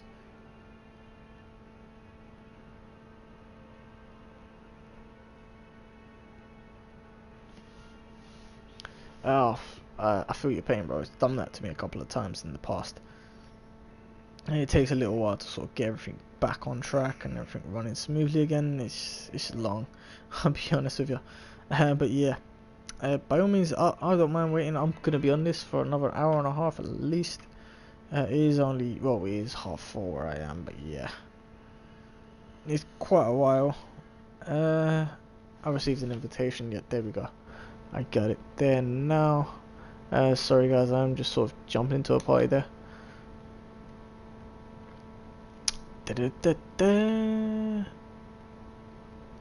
There we go. You alright, mate? How's it going? Yeah, I'm sweet. I'm just sort of right. I'm gonna pause the stream just so it's not like echoing into the stream. You know what I mean? Oh no, that's fine, man, that's fine. Very cool. Yes, it didn't spam me, by the way. What was that? Good. It's just I was trying to make sure I wasn't spamming and stuff like that. Just cause like I was sending like invites and shit like that. Yeah. And they just weren't coming through at all. Yeah, see, I got them on my phone. See, that's the funny thing. Like, they come through on my phone. They didn't come through on the actual PS4 itself.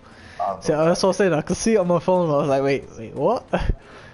But they didn't actually come through on the PS4 itself. So I was like a little bit confused. It looked as if I was like spamming you. It looks as if I was spamming you from like the same party because it says you've received an invitation. You've received an invitation. But it's just like I kept on trying to start up a party, and instead of it starting the party, it would kick me straight from it as soon as I invited you. Oh, okay. Which is weird. Oh yeah, I know what you mean. Yeah, I remember I was playing Destiny a couple of days ago. I haven't actually been on Destiny for a while, to be quite fair. So I jumped on a little while ago with one of my friends, and it just sort of spammed both of us a whole load of times. It was like, wait, what? So we got really confused. Like, what the fuck's going on here? Like, why is it spamming us? So yeah, you've played the new Skyrim then, yeah? Oh, I've got OP mods on it now. I never put any OP mods on because I didn't really want to like destroy the kind of feel. Yeah, I know exactly. You don't want to ruin the original game. Now, see, that's what's I love the fact that yeah. See, that's why I like the fact that on the PS4 now. See, this is the ironic thing. See, the Xbox. Everyone says PS4 is better than Xbox, right? Now, PS4 agreed to Bethesda. I can't even say the name properly. Obviously, putting the mods on the game. Yeah, Bethesda, but PS4 are limiting it. Yeah, PS4 have only got just over 100. They don't give you essential. They don't give you what's it called? External assets to put into the console to then have the mods. Yeah, exactly. Exactly. It's like the simplest thing I can think of was like Fallout 4. That was the first one I done it. I'm pretty sure, and they were having an issue for a long time with PS4 because Bethesda were trying to get PS4 to have also the external and a larger storage.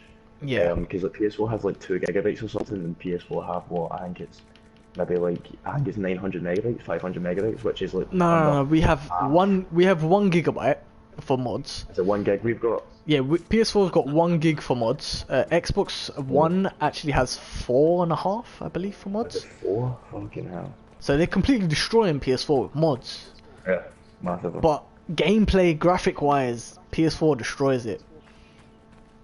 PS4 graphics. See, I've got both. I've got both. Now, see, this is gonna make me sound so nerdy. Yeah, see, Xbox One. I like Xbox One. I think some of the games. I think the main reason I had the Xbox One is for some of the limited edition games that only come out on Xbox. Yeah, I have to. There was like Halo. Like that was an amazing game. I loved Halo. Like it's an amazing game. But then when they brought out Destiny, I was like, wait. They made Destiny for PS4 as well as Xbox. Screw Xbox. Who needs Xbox? Yeah, just went straight to PlayStation. Yeah, it's sort of. I think everyone, like loads of my friends as well, like they left Xbox, went straight to PlayStation. Like, oh, who cares? You got PlayStation now. Yeah. Like PlayStation 4, like graphics wise, PlayStation wins every day of the week. Personally, in my eyes, that's my personal opinion. Yeah. But then graphically, like the actual spec itself, the actual spec of a PS4 actually has a higher graphic card than an Xbox. Yeah, so yeah, so it sort of just shows it naturally anyway. Yeah. So, but yeah, it's I had both. I had the Xbox One originally, and then got the PS4. So I had like the two of them. I was conflicting between playing both of them at the exact same time. Yeah. But then I had more friends on PlayStation. I had Xbox, and I was the only. I really don't care. I've had both PSE, Xbox 360.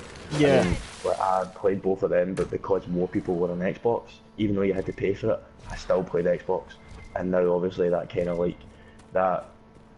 of variable of having to pay for online is taken out of the equation, because now you obviously need to pay for PlayStation Plus and stuff like that. Yeah, exactly. But it's kind of made it an easier choice, because if there's, like, I've got, I think, only 100 odd friends on Xbox, Xbox, sorry, on PlayStation.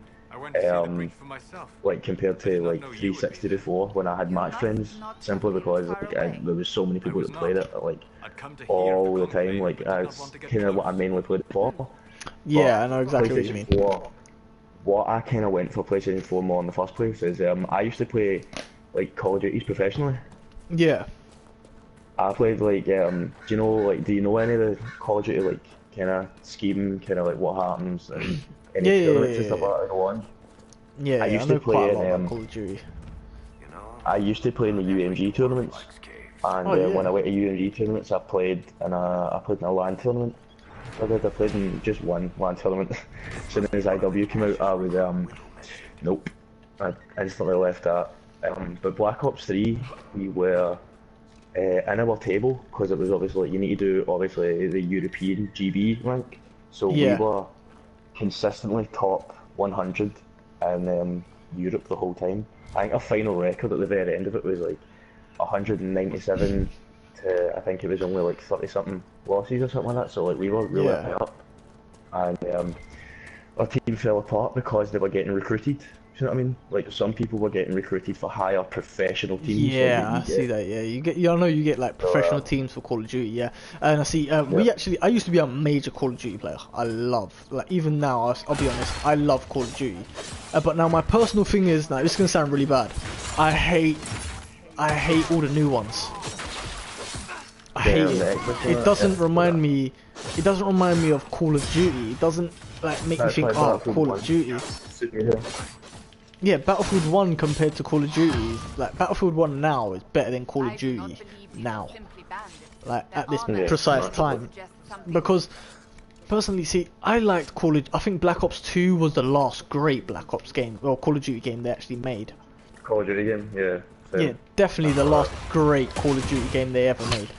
The reason being is because in the Black Ops 2, like, they actually made it look realistic, like. It was more realistic than what Black Ops 3 is. Yeah. And I think my major thing, yeah, huge burst of technology. Yeah, see, they like literally. You look at like Infinite Warfare. Like I've got it, I've played it a couple of times, but I hate it. Like that makes me sound so bad. Like I have the game, but I hate the game. Like it makes me sound so bad. Like, but it's the truth. Like. The game is decent storyline wise, I guess. Like I think my major thing with the storyline is probably the fact that the guy that does Jon Snow for I've seen that. Yeah, he's the bad guy. Yeah, he's the baddie. One of the bad guys as well. Yeah, Conor McGregor's in there as well, and they're looking. You know what? I love Conor McGregor. The guy is a legend. I don't care what anyone says. Conor McGregor is a legend. I love him. He goes into a fight with Mayweather. Hats off. I would actually take my theoretical hat off and say, yep, McGregor wins. McGregor's gonna win it. Yeah, 100%. I'll put money on it. I'd actually genuinely put money on it. If he walks into a boxing ring, it's an even game, I think. But see if he walks into an octagon, that's it. Game over. It's Conor McGregor. But like, nah, I think even in a boxing ring, because all it takes, you look at Mayweather. Mayweather's left hand likes to throw a nice left hand as well. Yeah, it's his left hand up. Yeah, but then with McGregor, his left hand has actually knocked people out with one punch. Yeah. Like that's the difference between McGregor and Mayweather. Mayweather has hit people.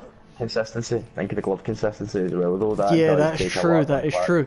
But then you got to remember, with a glove, you got a little bit more weight on it. Yeah, without a doubt, you've got a little bit more weight on the glove, so it's going to be a bit harder to throw a proper left. or even a proper right. No, it's going to be obviously a more. There's going to be less impact, obviously, because of the impulse. It's going to be a lot less. Yeah, but it all depends on the weight of the glove as well. See, with actual like a UFC glove, there's more impact from one of the UFC gloves because it's actually getting behind a proper behind a defensive line. So more of a defense for UFC is like arm behind your head. Like I've done MMA for a couple of years. You sort of realise that they're just sticking their arm behind their head to defend themselves. Like, and you can get a rib shot from that. You can get a head hit. You can get anything from it. And the reason is because it's a small, like, you're not hitting a small target. Yeah, it's more of a bigger target because you're only defending a smaller area. Yeah, because your glove only defends a smaller area. With a boxing glove, you're defending a bigger area. McGregor will have a flipping charm. He would love it. He'd be like, go and throw a punch to me. I'll defend myself easily with this. Like he's used to taking a beating, like a proper beating. Like you look at his most recent fight. Who was it against? Oh. Nate Diaz. Yeah, Nate Diaz. Yeah, that's it. What was it? Was it? Yeah, I think it was Nate Diaz. I think it is. I can't remember. It's either that. It's either his penultimate fight. One of the. Yeah, I can't remember. He had a major fight just recently, and he demolished him. Like the fight, I was there. I was like, what the fuck? Like I literally had nothing to say. I was like, wait, hold on a second. You just took a pounding and a half, and you just managed to beat the same guy that gave you the pounding. Yeah, they're still walking. They're still walking after that. Yeah, like, it's a couple of punches, but a couple of cut eyes, shit like that. Yeah, and they're falling to the ground. Like it's like, wait, hold on a second. I keep on just thinking about football and just how that used to be a kind of manly game, and then just like compared to other shit like UFC or boxing and even rugby, it's just fucking fell. Because like, I think all the wee pricks like, you into football? Yeah, exactly. Now, see, my major thing is like this annoys me like crazy. See, I know there's a handful of footballers out there. Just literally a handful of footballers out there that actually play for the love of the game. Like, and players like that. Like, this is gonna sound so bad. See, people look at like Messi. I think, oh, world's best player. No, not to me. To me, I'll look at it and I'll be like, Ronaldo, world's best player. They're like, why to me? I'm like, the guy is dedicated to the game. He's dedicated. Yeah, Ronaldo. He puts his love into that game. I personally say Messi, but I know where you're coming from. Yeah, like Ronaldo puts love into the game. Messi, he's talented like fuck. Like, oh my god, he literally he come out of his mum's vagina and he was perfect. Like that is how Messi was born. He was born perfect, without a doubt. But then you look at someone like Ronaldo, like. You look how he played at Man U. He played quite good. But in the BPL, you have Henry to compete with. Like at that time, he was not beating. There was no way he was competing with Henry or Ruud van Nistelrooy at the time. Like think of those as well. Think of the defenders. Yeah, exactly. You had Paul Scholes for Man United, John Terry. You had exactly. You had exactly. You had Sol Campbell. Think of what is it? Bergkamp. Think of the Spanish league, like BBVA. Think of their defenders back then. Maybe you've got Sergio Ramos, Puyol, Piqué. There's only two teams. It's always Ronaldo. It's always exactly. And it's only recently that they've actually brought like Atletico's come back into the mix. Atletico But that's only, in all fairness, it's gonna sound really bad. But that's because of like members like Griezmann for Mandzukic. When he was there, like there's only a handful of people that are actually bringing Atletico back. Fernando Torres, for example, like. Fucking hell, he goes to Chelsea, you weren't even worth 50p. No, and then he goes back to Atletico. He goes back to Atletico and he's like, he's at least worth another 50 mil.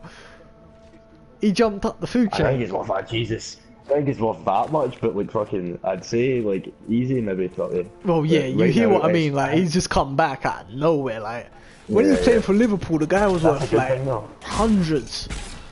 The guy was like deemed as one of the best. What was that? Does Torres win a Ballon d'Or? Because I've got the same implementation that I don't know why, but I think it has. Is it not? Because if not, he lost it out to He lost it. I think he lost it to Messi. Because I know he was going up for the Ballon d'Or while he was at Liverpool. Yeah. While he was at Liverpool, he was going up for Liverpool. He was going up for the Ballon d'Or, but he lost it just to Messi. And Ronaldo, because Ronaldo came second and Torres came third, I believe.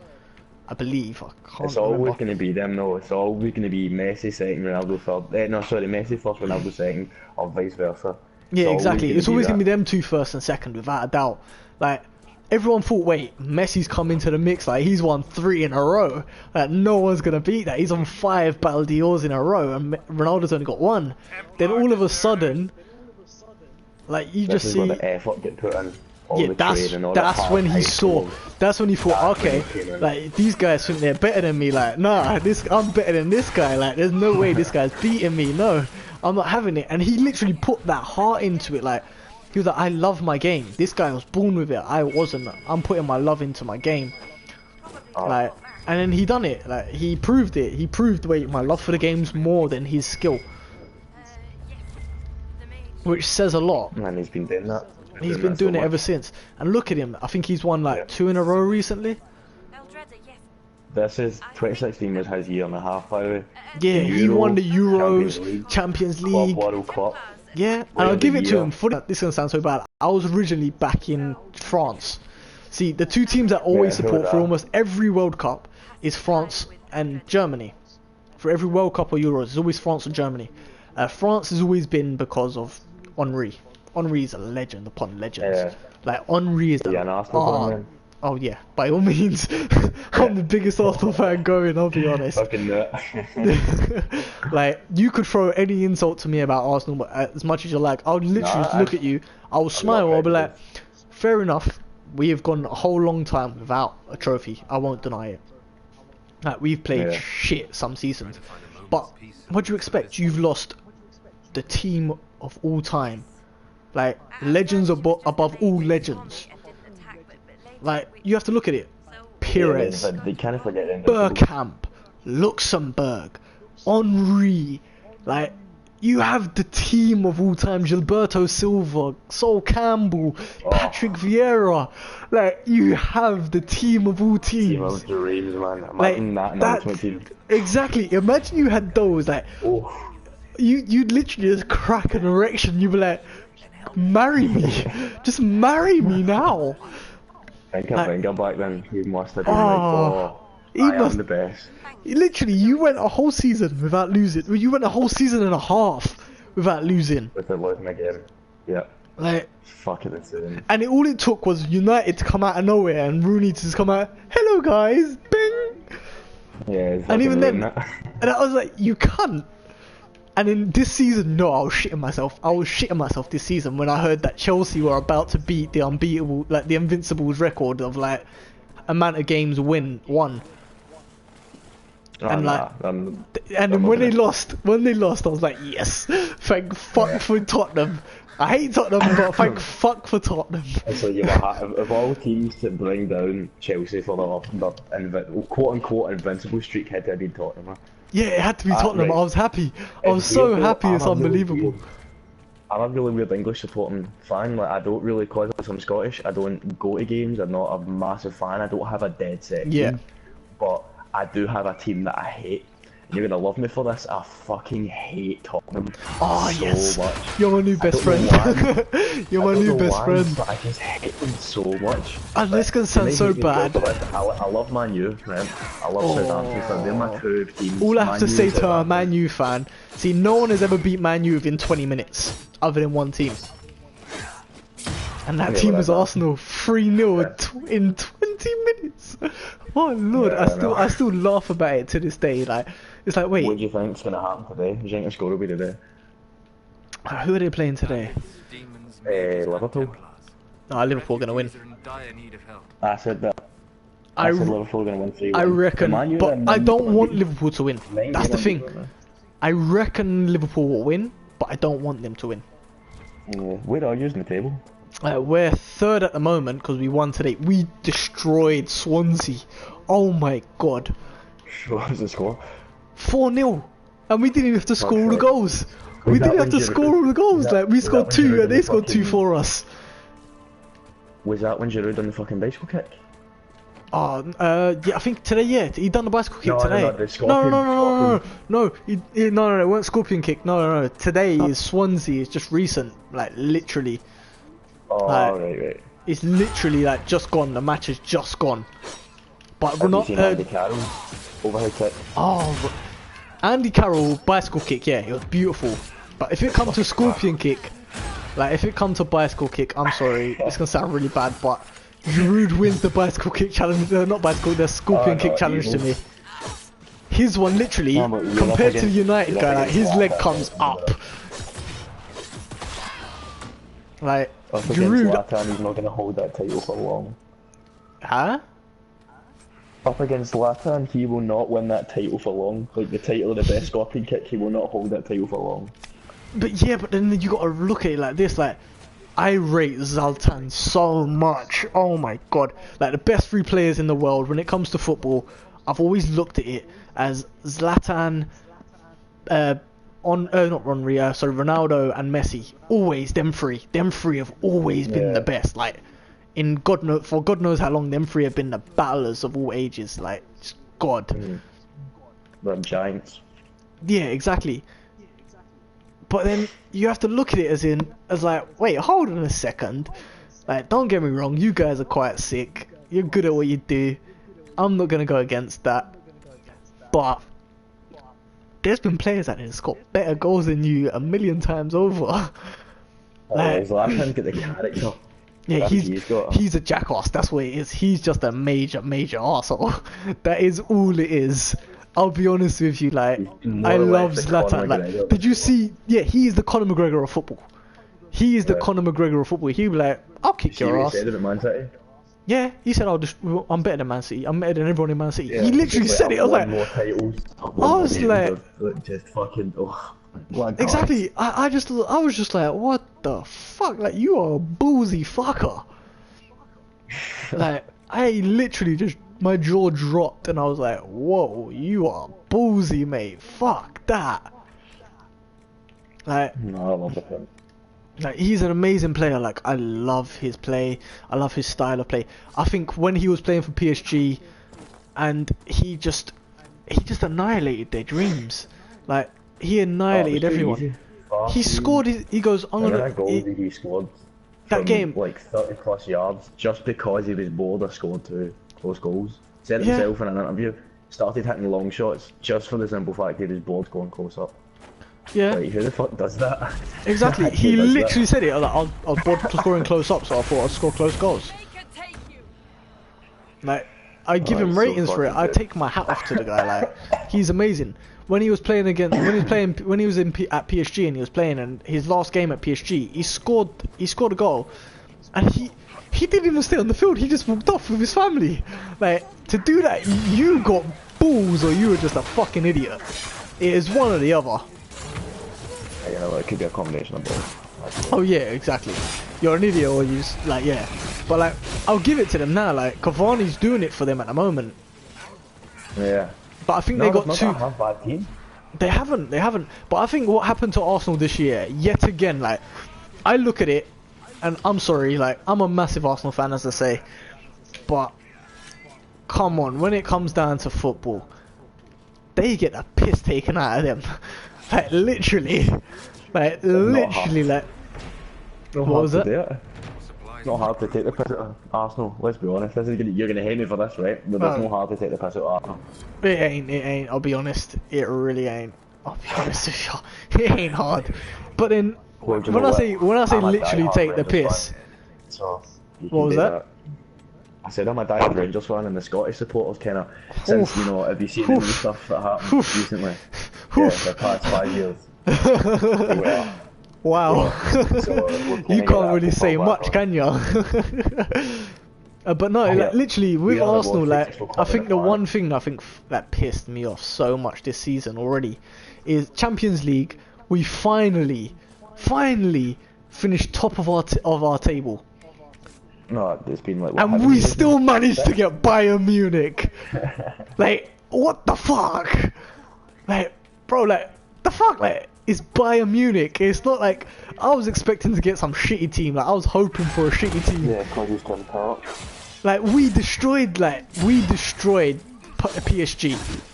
Yeah. We destroyed Besiktas. We destroyed everyone that we played.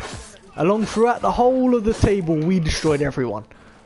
Like we did not lose the game throughout the whole thing. Like, and we still, of all teams, we managed to pull Bayern Munich. Like you have Lewandowski, you have Iron Robin, you have Frank Ribery, you have the highest rated team. I think like they are like out of all the players that they've got every player in a really high, like all positions. They've got a really high prestigious player playing there.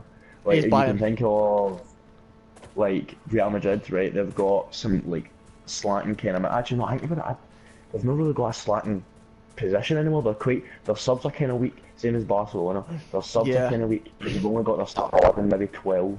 Same as Real Madrid. But Bayern Munich, they've just got a team upon like they've got 2 separate teams which will go out and still do business. Oh That's yeah, definitely. Bayern Munich literally. The best goalkeeper on the planet. Exactly. They have the world's best goalkeeper. They have the world's best defender. They have the world's best strike. Like, actually, no. Strike and a force. I have to say, Real Madrid win it. Like BBC? Nah, I'm MSN. MSN over BBC. Oh. Like Messi, Suarez, Neymar over Bale, Benzema, and Ronaldo. I'd say that every day of the week. Oh, see, I love Neymar. I love Neymar. I do love Neymar. Suarez is a solid striker. He's another gifted player. Neymar's another gifted player who's not really had to work hard for it. Yeah, but that's the only reason why I don't like him. Now that makes me sound like a right jackass. Like that's what I'm saying. It literally makes me sound like a dickhead. But that is just the general point, though. Like he never had to work for what he does. Like he just has it handed to him on a plate. That's work. That's not work. That's just like, oh, I'm gonna go do this. No, I'm gonna go do that. That's luck. Yeah, literally pure luck. Pure luck. Like to be born with such a talent. But even then, he cries about it. Like, fair enough. Like, don't get me wrong. Like, he must hate Sanchez so much right now. Like, Sanchez has beat him how many times in the final of the South American Cup? Oh yeah. He must hate Sanchez. He must hate Sanchez with passion. Like, it is unbelievable.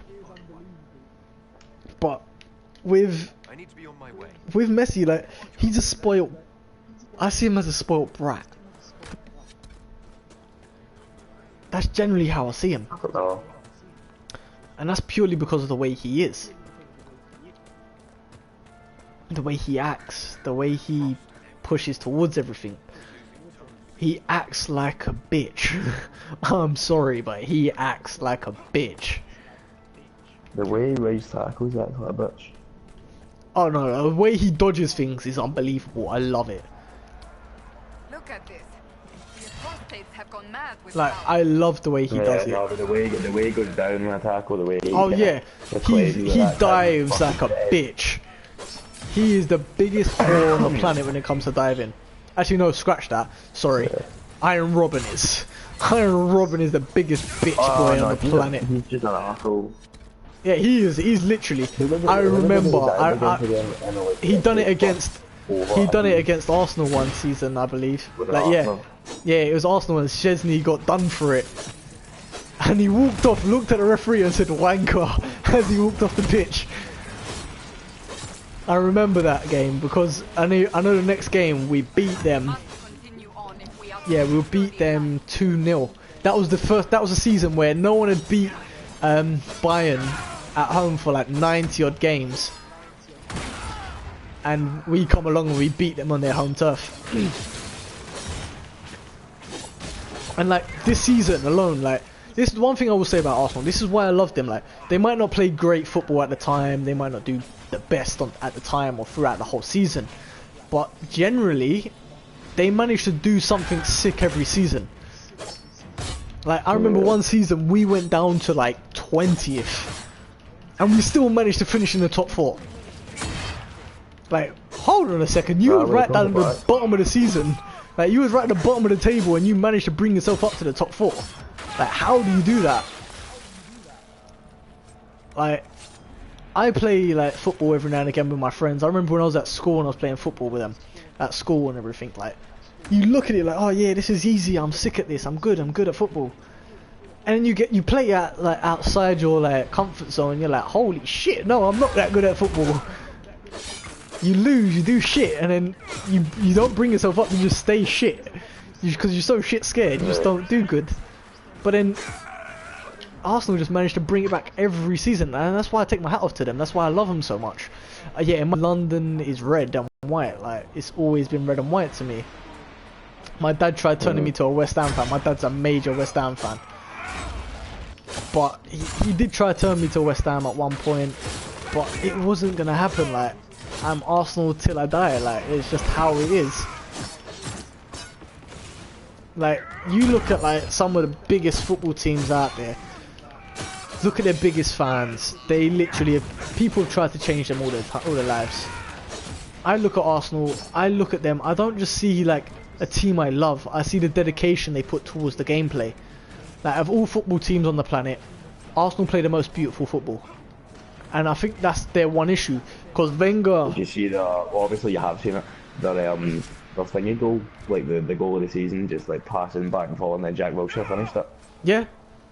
That's fucking class, that goal. Yeah, like I think that pissed me off though, that we've got rid of Jack Wilshere to go to Bournemouth. But I think he needs it.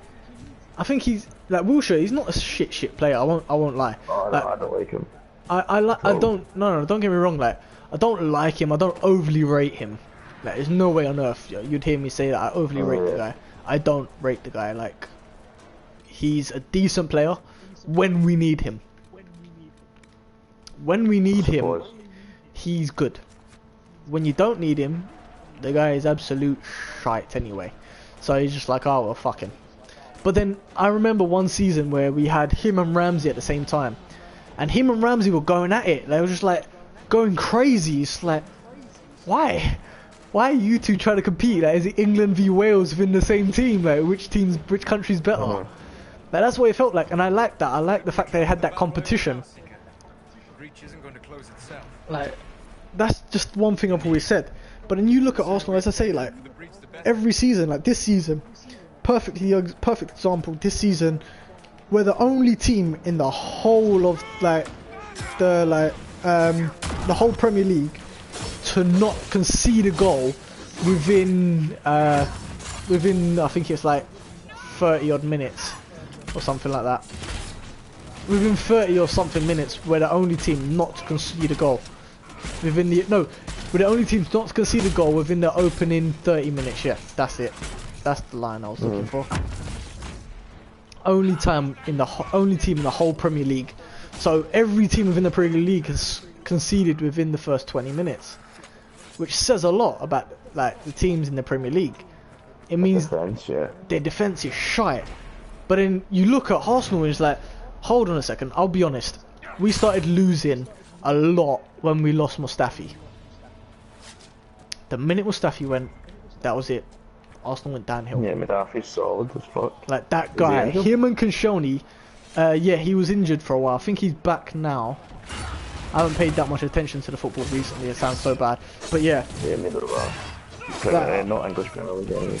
No, I have been as I say, yeah, I've been really busy with like work, writing the book up, making sure the plans will set out for the book. Like, it takes so much time to get everything sorted out. Where is it you said you work again? I work in London. London, yeah. Yeah, that's where I've lived. That's where I live. So like, that's where I'm working at the same time. What is it? Where is it you work as? I work. See, I've been sort of between a few things. I worked as like sales sort of thing at one point. It's just something. Huh? Sales is easy as fuck. Like, literally. Yeah, that's what I do. See, when I'm in my job in JD, we've got like extra. Sorry. Bit cold. But we've got like extra things we can like add on. You know what I mean?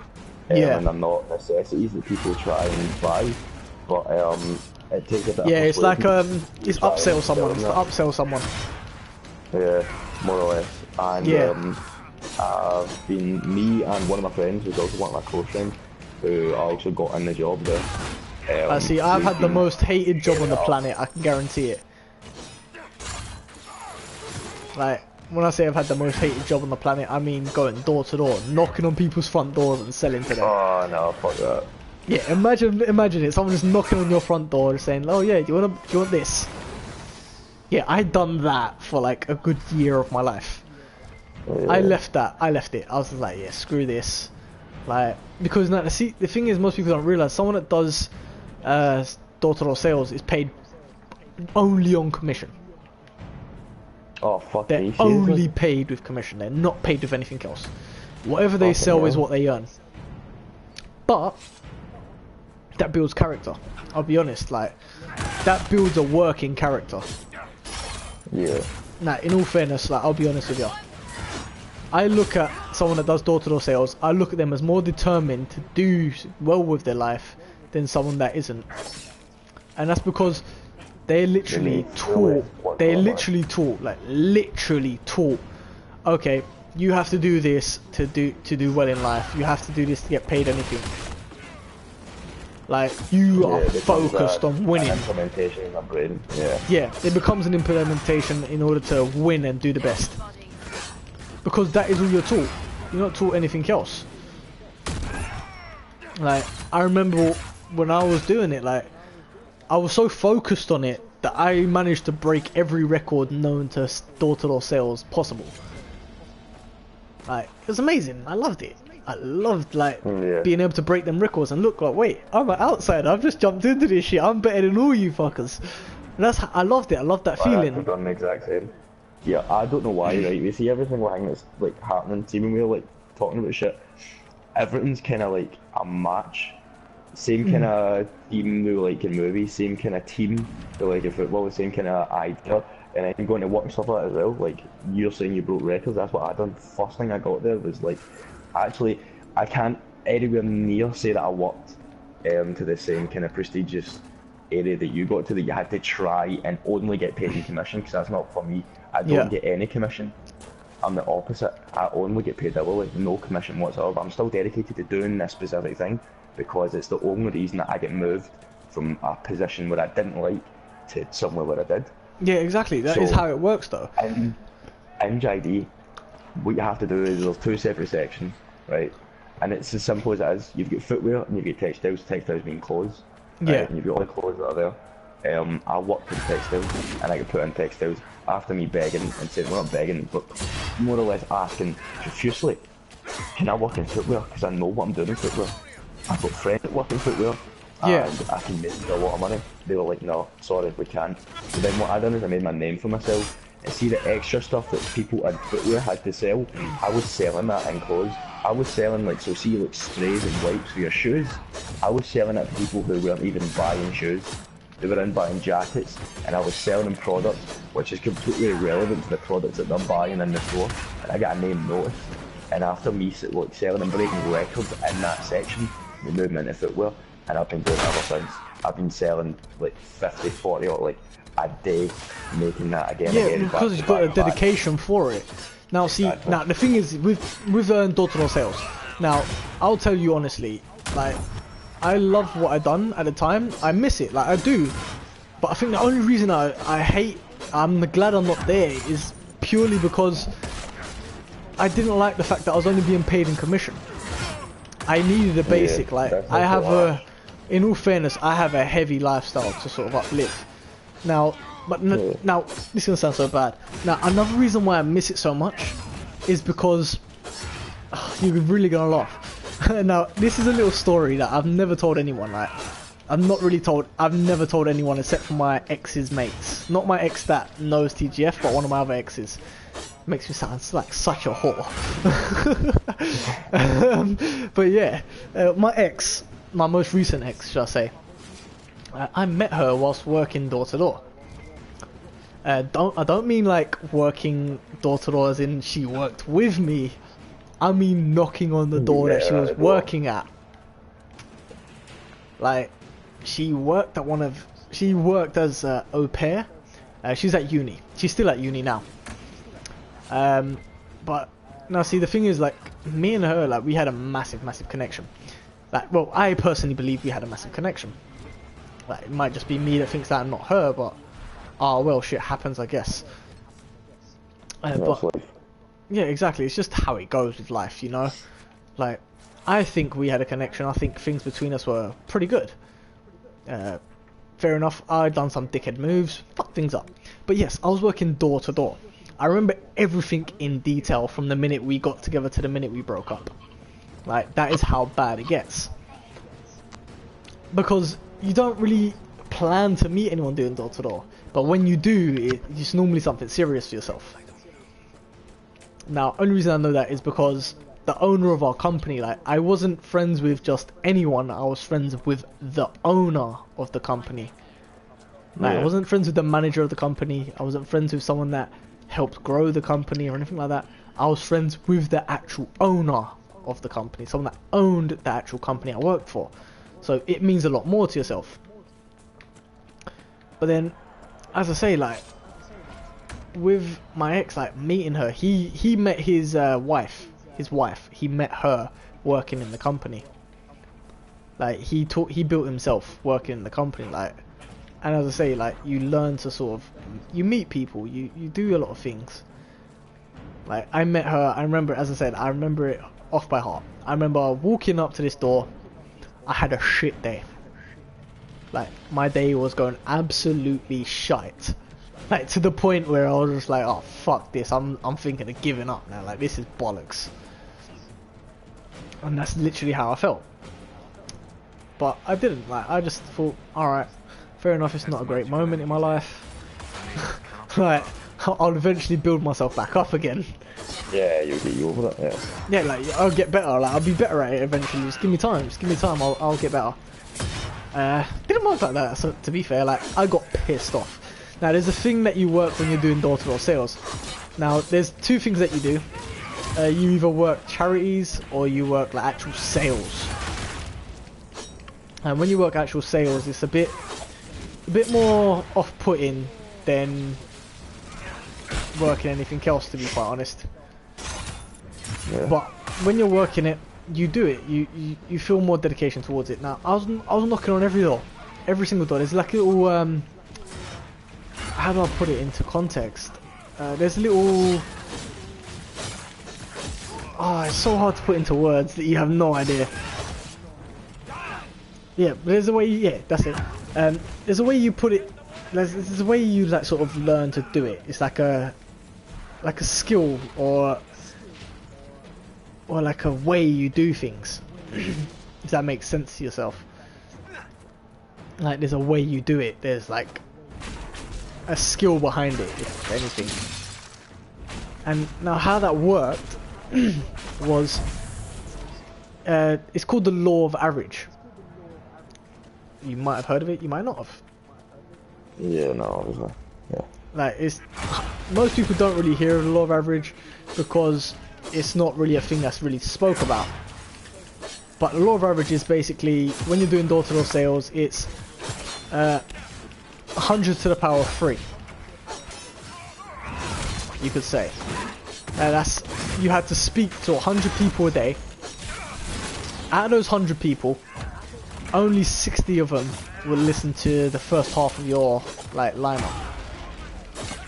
Yeah, only 60 out of 100 will listen to that.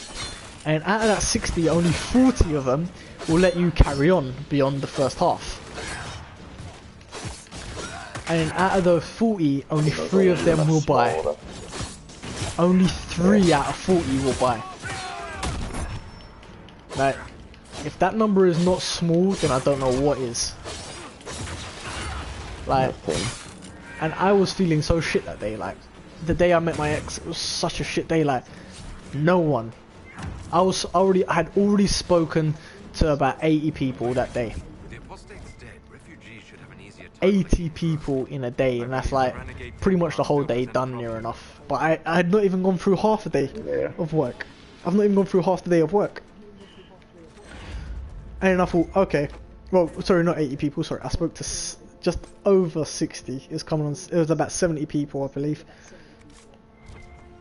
But I'd slowly given up within myself. So I thought, you know what? I need to take a break. I need to breathe. I need to take a second just to think about it and just think.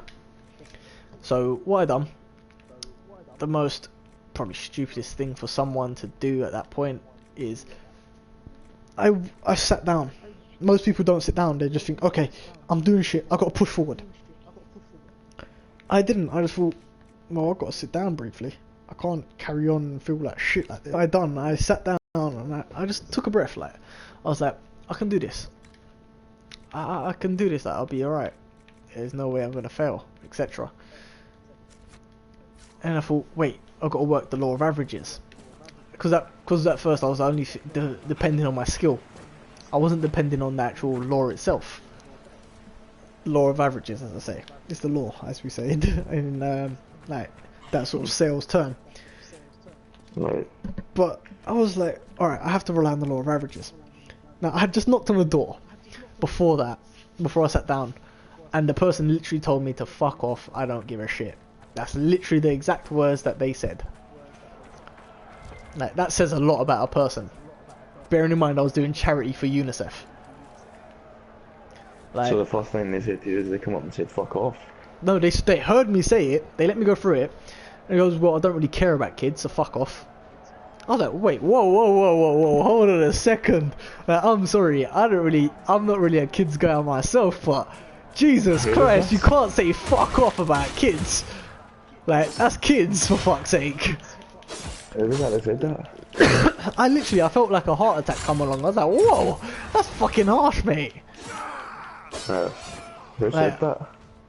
This guy, it was like a rich, like, this is gonna sound so bad, but he was like one of the rich fucks of the area. Like, this area was full of rich fuckers. I think about the wacky. I think they were talking about your ex or something. No, she ain't gonna. See, the thing is, she didn't want kids, but she loved them. She loved kids, hence why she worked as an au pair. But she didn't want kids. If that makes sense. Yeah. Like, between me and her, neither of us really wanted kids. Like, too young, but exactly. Like, I'm only 22. Like, most of my friends, this can sound really bad. My friends are like 20, 21, 22, 23, and they got like 2-3 kids already. I'm like, whoa, hold the fuck up, like. I'm only 22, man. I got shit I want to do in my life. Like, there's a lot of stuff I want to do in my life. But like, as I said, like, I sat down after that guy said that to me. I don't really care about kids, like, etc. I was like, whoa, like, fuck. Like, people don't really care about kids in this area. Like, what the fuck? I felt so bad. Like, deep down, I felt like shit. I was like, how the fuck can you say that? And then, like, I sat down for a moment, took that breather that I felt like I needed it. And then I decided, wait, hold on a second. This guy's telling me he doesn't care about kids. Screw him, it's just the law of averages. Some people are going to say that to you. Some people are just going to try to put you down. You just have to carry on. You can't help it. You have to carry on. If you don't carry on, then you don't get anywhere in life. And then I just thought, okay, screw it. I got up off this bench and I went to the door next to this guy's house. I knocked on the door and this little boy answered. Not like my ex, no one else, just this little boy. Some random little boy I've never met before. And I just stood there, I looked at him, I was like, you alright, pal? How's you at? And he's like all there in his school uniform and everything, like all looking like a little good kid. And I looked at him, I was like, oh, is there anyone home, like your parent, a guardian, someone over the age of 18? And he goes, oh yeah, just give me a second. And he walked off, and then next thing I know, this girl walks to the door. Now, this girl was, in my eyes, personally, I looked at her and I was like, whoa. Like, she was beautiful, she was perfection in my eyes, like, I was like such a soppy cunt. But yeah, she looked like perfection in my eyes at the time. Like, I was like, wow, like, she's beautiful, she's perfect. Like, the fuck? Like, I've never seen or met anyone so perfect in my life. And then don't forget your girlfriend's gonna be watching this video, so I can't. Yeah. I'm not gonna say too much. I'm not gonna get too in depth here. I'll just say to her, it's before you, innit? That's all it was. It was before you. But yeah, like literally, I looked at her. I was like, whoa, like I didn't know what to say or do. Like, and I go to her, oh, your little brother's really cute, because I genuinely thought that was her little brother. And she goes, oh, that's not my brother. I was like, what? She goes, no, it's not my brother. I was like, yes, she's single. Like, naturally, I was like, yes, she's single. Like, she's flirting back. In my head, I don't know why, I just thought like, yeah, she's flirting back with me. She likes me, da da da. Like, it's just in my head, this is how I felt. Yeah. And then I thought, wait, no, she's not. Like, what am I on about? She's not flirting with me. This ain't flirt. But then I thought, fuck it, like, she's a beautiful girl. Like, fuck it, I'm just gonna talk to her. Like, there's nothing more I can do. You know what I mean? Like, there's not much you can do at that point. You just carry on. And I spoke to her and just started chatting.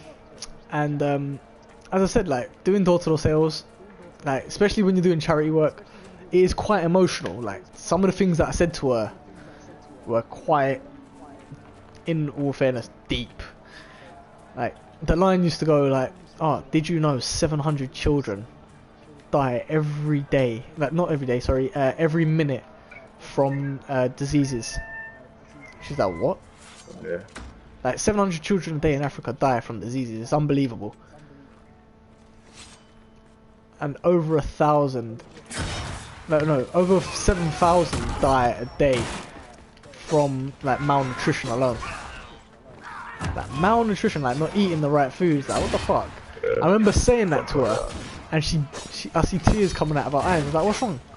Like, I didn't actually mean to make you upset or anything. Like, I don't mean, that's not what I'm here to do. I'm not here to depress you or anything like that. And she goes, no, it's just so sad that people don't care. I was like, what, you don't care? And she goes, no, I do. I was like, then that's all that matters. As long as you care, that's all that really matters towards these kids, etc. And we was talking, and eventually I started just making jokes with her. She started smiling. She had blushes on her cheeks. I looked at her. I was like, "Oh, you like me, don't you?" I was just doing it as a little bit of banter. In all honesty, I was just doing it as a bit of banter. Like, "Oh, she likes me. I'm just gonna wind her up about it. Like, she's blushing. I'm just gonna wind her up." And she goes, "Maybe I do, maybe I don't." Da da da da. I was like, "What? Whoa!" And then, like, one thing that you're not meant to do when you're doing it is sort of like, you're not meant to get personal with a person and sign them up. I done it. I thought, fuck it, I'm gonna get personal with this bitch. Like, she is fit. I'm gonna make her mine. No, fuck this shit. Would fight with such determination. The breach may have driven them mad. Like, that's generally what I thought. I probably should not have hit that thing. So that was that was how it all came from. No, that's not even how it ended. Like, we just got close. We got friendly. We just. Not how it ended, but how it got. Yeah, that's how it. We just got personal. Yeah, we just got personal. Yeah. But then I go to her. I remember signing her up to the charity, and I specifically said to her, I was like, "Ah, I've got your number on this. It's right if I save it for myself." I was just being a cocky cunt, to be quite honest. Like, in all fairness, I was being a cocky cunt. The worst thing's gonna happen is she turns around and says no. The worst thing happens. She turns around and says no. You're never gonna see it again. If that was a different reality. Yeah, exactly. So, it's like she's just gonna say no. Like, what the fuck is the point? Like, that's what you learn doing door-to-door sales. Like, oh well, if she says no, she says no. Like, oh well. Exactly. No, I've learned that myself. I do sales. I need to deal with exactly. When you're doing sales, you have to like, you can't sit there and dwell on it. You go to the next person, you smile and say that's completely fine. Even if you're having a wee bit of banter, you turn around and go, "Are you sure about that?" As a wee joke. If not, continue, move on. Exactly. Because it's dumb, but see when it comes to sales, well for me anyway, right? It's gonna sound weird, but I focus more quality over. I focus more quantity. I focus more quantity over quality, and I know it sounds weird, but I've got so used to speaking, and I can speak so well. Like, to see at the beginning, I would take maybe like 4 minutes. That sounds quite long, but take 4 minutes, 5 minutes with one person explaining this, and then they would buy it. But what I would kind of learn to do is cut that down to 1-2 minutes. But it's the same pitch. People are still buying it, if not more people. But because I'm getting through more people back to back to back to back, Exactly. Kind of like bring it up, so it's more quantity over quality. Exactly the law of average. That is exactly how the law of average works. Now see, you're more focused on the amount of people you speak to than the amount of people you get. Because the more you speak to, the more you get. That is literally how it works. Like, that is how the law of average is. Like, literally what you just said there is the law of average. Yeah. That is literally what we call the law of average. Myself, but I know that law of average. Like, it's crazy. Like, not many people actually know of it. Like, it's crazy. Like, if the world knew of the law of average, it would be unbelievable. Like, the amount of people that would make. If they want to do the law of average, I don't think the law of average would be a thing, if that makes sense. Like, well, like, human interaction, law average, and not. It wouldn't be the law of average, it would just be law. It'd just literally be law, like, this is what you do if you're gonna sell. That's literally what it would be. But yeah, as I was saying, like, I made her cry, and I was just like, wait. I was getting through loads of people, like, every single day. Like, every single day. Now, but this day, like, I just felt like it was a shit day for me, like, it just felt bad. And when I saw her and everything, I was talking to her and everything, I told her, yeah, I'm going to take her number off this. She goes, yeah, by all means do, give me a call, we can go out for a drink sometime. And then that night, like, we finished early that night. It was meant to be this thing we call family night. It was a Thursday. I remember it off by heart. Like, it was a Thursday. Yeah, it was a Thursday. Yeah, 100% it was a Thursday. And that's where I met her. That's so bad, isn't it? I actually know the day it was. Maybe not the date, but the day, by all means, Thursday. Yeah, it's kind of bad. Like, it is. It makes me sound like a soppy cunt. But yeah, I just remember it generally because it meant a lot to me. Like, hopefully my girlfriend does not see this and I don't die. Otherwise, things would be very, very sad for it. Like, it really would. But yeah, she. Nah, yeah, Kirsten made the worry. But yeah, as I say, like, with my ex, like, when we was like talking and everything was going through, it was just getting to know each other and everything. Like, it was nice just speaking to her before I got her number, and I decided to take her number down. But then when I decided to take her number down, like, things went pretty well, in all honesty. Like, it just felt like it went well for us. Yeah. Like, we just started talking, we started getting to know each other. It was just nice. Just like, that freedom of speech and the freedom of just like knowing each other. But then when we actually said like, yeah, we're gonna meet up, I think we both sort of shit ourselves. As I say, it was family day, like, that day was family day, like, it was a shit day for me at work. But after meeting her, it sort of got better, in all fairness. Like, I started talking, I started, like, chilling with her. Like, not chilling with her, like, literally, but, like, chilling, like, chill chatting and shit. Like, that same day. And I was just calm because of it. Like, because of her, meeting her, I was just happy for the rest of the day. And I ended up breaking, as I said, the office record. Like, I annihilated the office record. Like, when I say annihilated, I mean to a whole new extent. Like, their record in the office was 11 sales in a day. Like, 11 sales. No, that's my point. No, but when we say sales, we mean going door-to-door sales, which is a lot harder. You're knocking on a front door. It still was really hard, but like, fucking hell, 11's still really, really low. Yeah, exactly. But when I say that I broke the sales record, like general sales around the whole of the UK, I mean I done 50 sales from that point on. Fuck me. Like, imagine it. Bearing in mind I'd already done half a day, and the law of averages state that you speak to 100 people, you can do 3 sales, tops.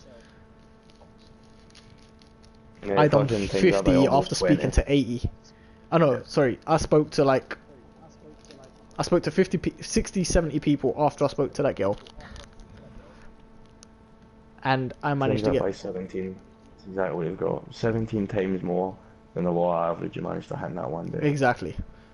And then every day from that, after talking to her for like a good 2 weeks, I was annihilating the sales on that in that company. Every single day, I was doing like 25 to... Yeah, it's because you got that confidence. Like, wait, I met a fit chick. Like, what are you saying to me? Like, what the hell? I met the fittest chick I've ever seen in life. Da da da da.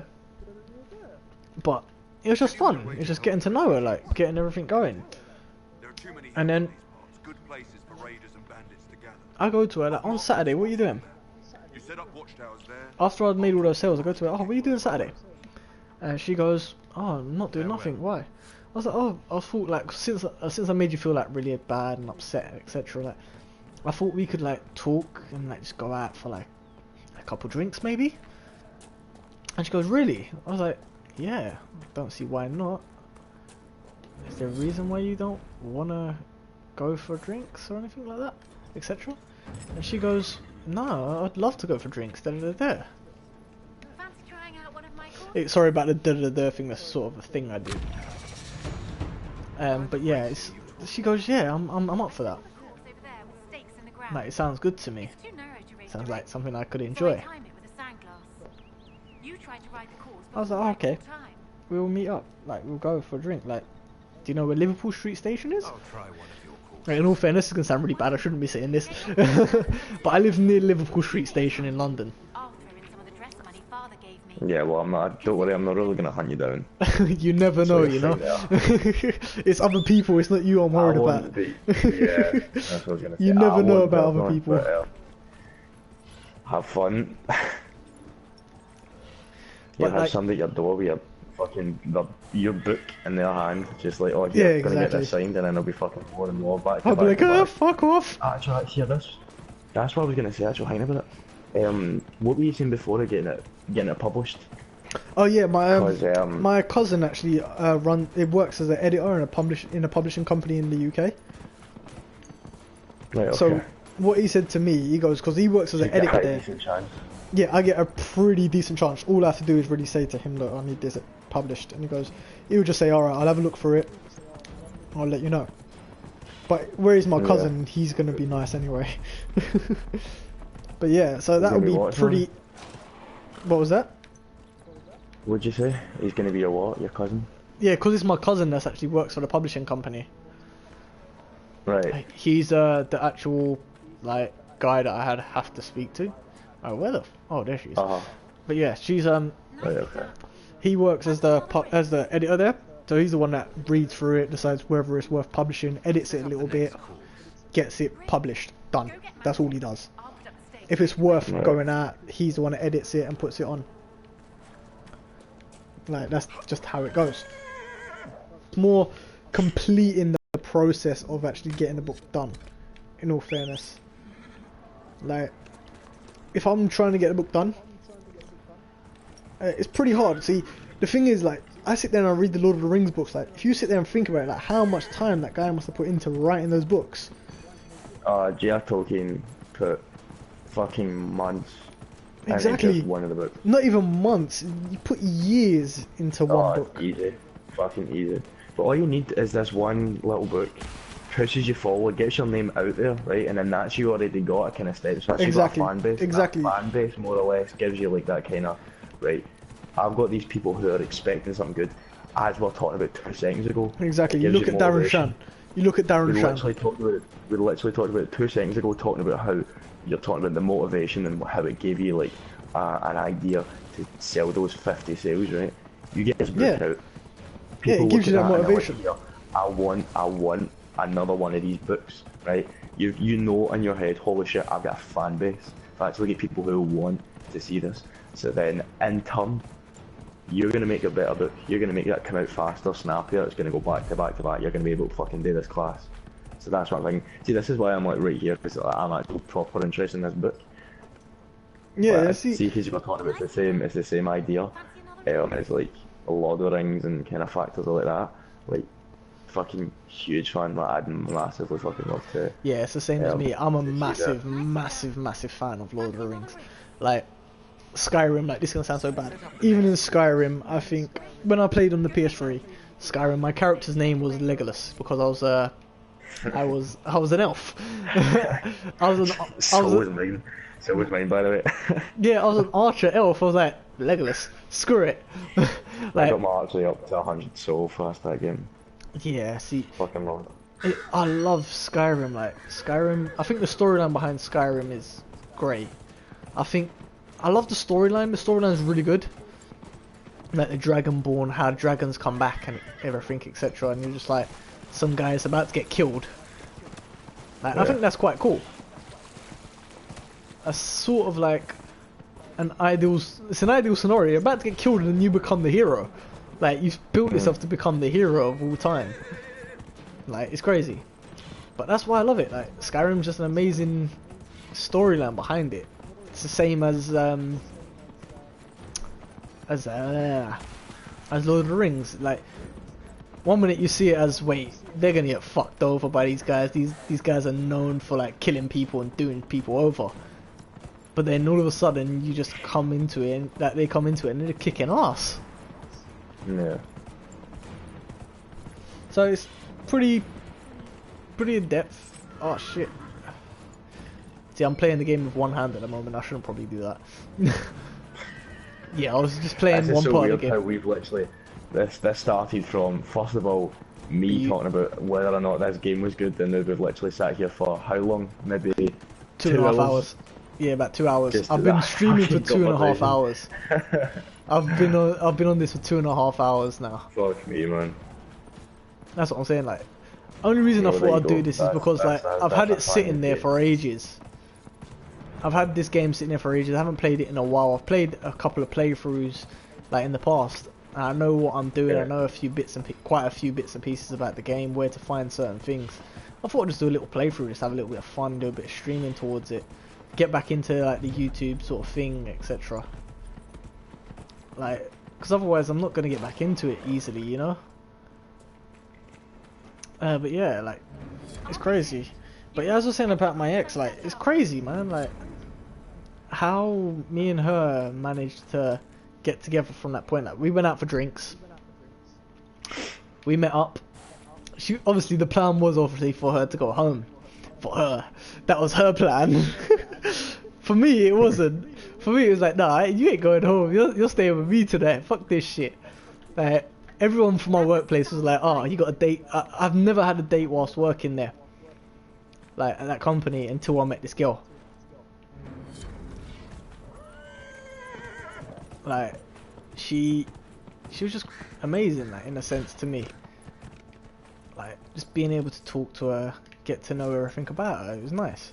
But then we went to this bar. I think this is the part when you should probably start talking about your recent girlfriend and say how amazing she is, just so that she doesn't go before she kills me. Yeah, who's this other girl you're talking about? Yeah, probably a good idea actually. But yeah, before I jump onto her topic, but yeah, we met up whilst I was working there.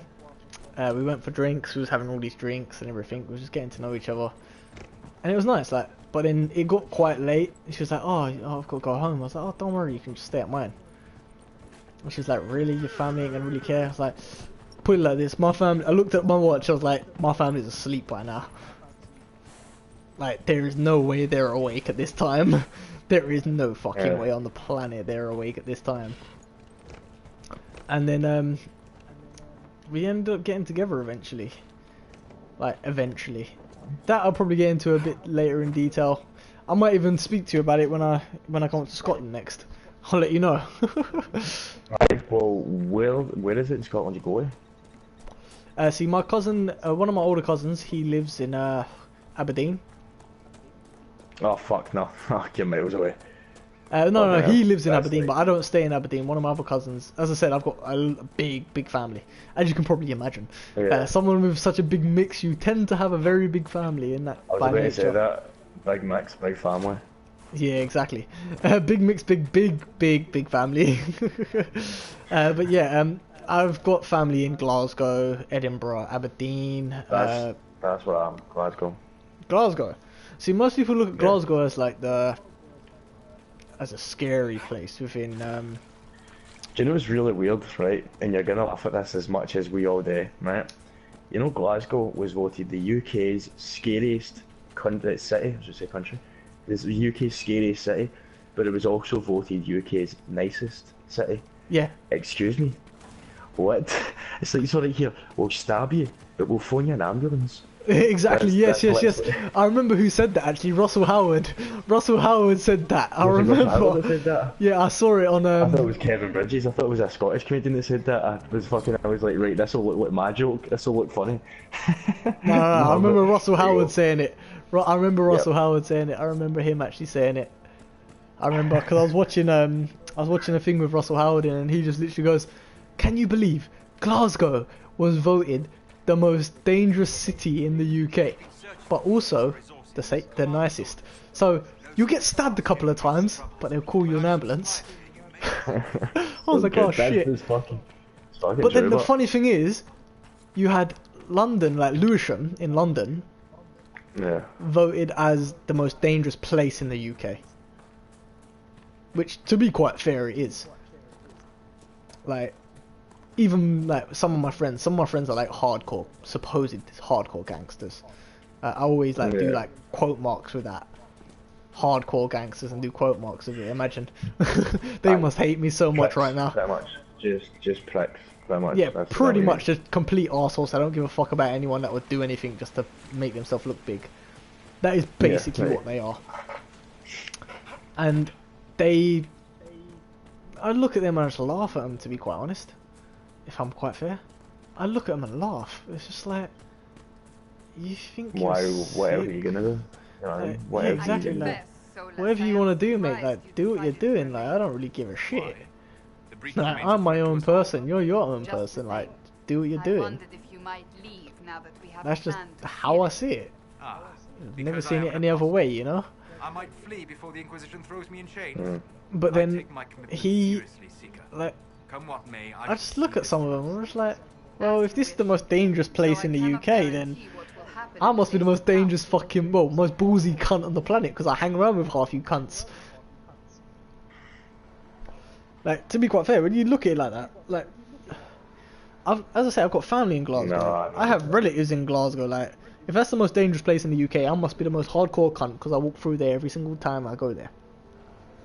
Like a boss. No, it's not really. It's like there's just specific parts. It's not even that. Do you know what that is? It's the it's not even, was it sectarianism? That's the part of it catches a lot of people, and that's how it's one of the dangerous places because there's people who fucking like die just for the simple fact that they fucking get stabbed, they get battered by a group of fucking Rangers fans, Celtic fans, fighting against a different team because they don't like the other football team. It's ridiculous, but it goes deeper. It goes into like yeah, I know Irish what you mean. and Yeah, Scottish. It goes to like Catholic and Protestant and stuff like that. But see all that stuff that goes amiss because see the amount of people in Glasgow. If you avoid all the junkies, right? If you avoid all the cunts that take all the smack or the heroin and shit like that, it's not too bad, man. Really I know what you mean. Like, I've got, as I said, I've got family over there. Like, I know it's not as bad as most people make it out to be. Yeah. It's a lot. It's fucking better. expensive to stay in as well. It's rich as fuck. You'd be surprised with London, man. You'd be surprised with London. Oh no, I know London's worse. Fuck, like London, I think London outdoes everywhere in the UK by miles when it comes to expense. It's just like, because for some reason one of my mates, he rents a room. One of my mates just rents a room. I was going to say the high rent prices, exactly. Like, buying a house in London is even worse. Now, see, I know a girl, like, this girl, I used to go to college with her. She goes to university up in Newcastle. Her and her uni mates bought a house. That is how cheap it is in Newcastle. That's a shit ton. Like, you used to buy a house in London, you're spending at least over 700,000 at least. Like, at least. And I'll be honest, where I live, like, this is gonna make me sound like a rich cunt, but where I live is about 1.5 mil for the house that we live in. Fuck's sake. 1.5 mil for the house that I live in. And it's not even that big, to be honest. Is that? I'm guessing you're still staying with parents. Oh no, I live in my own house. Is it yourself that stays there? It's me, my brother. Oh, you and your girlfriend. Me, my brother. Oh, okay. My girlfriend's moving in later on in the year. It's sort of been one of those times where it's like, well, yeah, we could live together, but I'd rather not right now. Gotcha. That is literally how it is. Like, because don't get me wrong. Like, yeah, I could buy these houses. I could like buy houses, have her live with me. I don't want that. Like, I don't want her living with me just yet. She's gonna kill me when she sees this video. She is gonna hang me by my testicles. Oh shit. Just the magic of editing, she'll never know. Well, you gotta bear in mind, this is a live stream. You're fucked. Basically, yeah, because once I come off this, it's going live, it's going on there. Video. Yeah. Like, it just saves the video, like, it's just like, oh shit, I'm dead now. Like, but to be quite honest, like, I don't really mind, because I'm honest. She knows this. She knows see, if I was to do a video about, like, how do I put it? So, you know how some YouTubers do videos when they go out, they just do some dumb shit and tell people about themselves and all that. See, I'll probably be the harshest person to do that. Because I'm just such a blunt prick. It's unbelievable. Like, yeah, I mean, I'm kind of the same. I'd like to say I'm the same, but it's only some people that I'd do that with. Like, compared to other people, so see, there's like a fine line of people that I wouldn't, if that makes any sense. Cause, yeah, like, I know what you mean. If I don't know you whatsoever, I'll be blunt. If I know you well, I'll be blunt. But see, there's like that kind of middle part, which like, I know your face, but I don't know you completely. I'll be that kind of... That person, yeah. Facade, yeah, I'll have the kind of facade, because like, if you know them, and you know you're going to see them again, but you don't know them personally, then there's no real need to then show exactly who you properly are, blah blah blah. That's a lot of fucking quality to you, but you know what I mean, don't you? You know what I mean? Yeah, I know exactly what you mean. I'm like that myself, like, it's just, see, me personally, I don't even have that fine line. I don't have that fine line, I'm just like, fuck it, I'll just be rude to everyone. No, see, I walk through, see, where I live, yeah, I can get to Stratford Westfield within, so Stratford City Westfield, so it's like, everyone hears of Westfields. It's the biggest shopping centre in the UK. Right. But like this place is huge, and there's people like that look like they would kill you if you said anything wrong about them. I walk through that sort of a place and I just laugh. I look at people's dress sense. Some of the people that look like they'll do you over, I look at them, smile and just laugh like, you look like a twat. And they're like, what? I was like, yeah, you heard me. You heard the vocabulary. You heard my grammar. You look like a twat. And I'm just rude. I'm just straight. Like, probably a bad thing. It's not a great thing because I'm too rude for my own good, as my friends and family say. But I'm just straightforward. See, would you mean like you just bring it up? I'll just say it. Out of the open, and you just like say it, like they're not saying anything. They're not doing anything to you, and then the first thing you come out with is like, you're a twat. No, I'll just say it to anyone. Like, you could be a complete random stranger to me. Like, I mean, like, see if they're not doing anything at all, like they're just doing their own business. I'll just do it randomly. Like, minding their own business. What? Fuck that. I know, it's a bad thing. It's not a good thing. It's really, really bad. But I can't help myself. Maybe if you were being blunt and they're being an arsehole to you, then aye, that's the good quality. But no, just like fucking... I'm just an arsehole. Just randomly. I'm just an arsehole. I'll be honest, like, it's just how I am. I'm just an arsehole. Like, you'll see by some of the videos that I'm gonna post in future, like, I've got a camera, like, obviously on this stream, I believe it says, like, oh, I'm waiting for my new camera, etc. Yeah.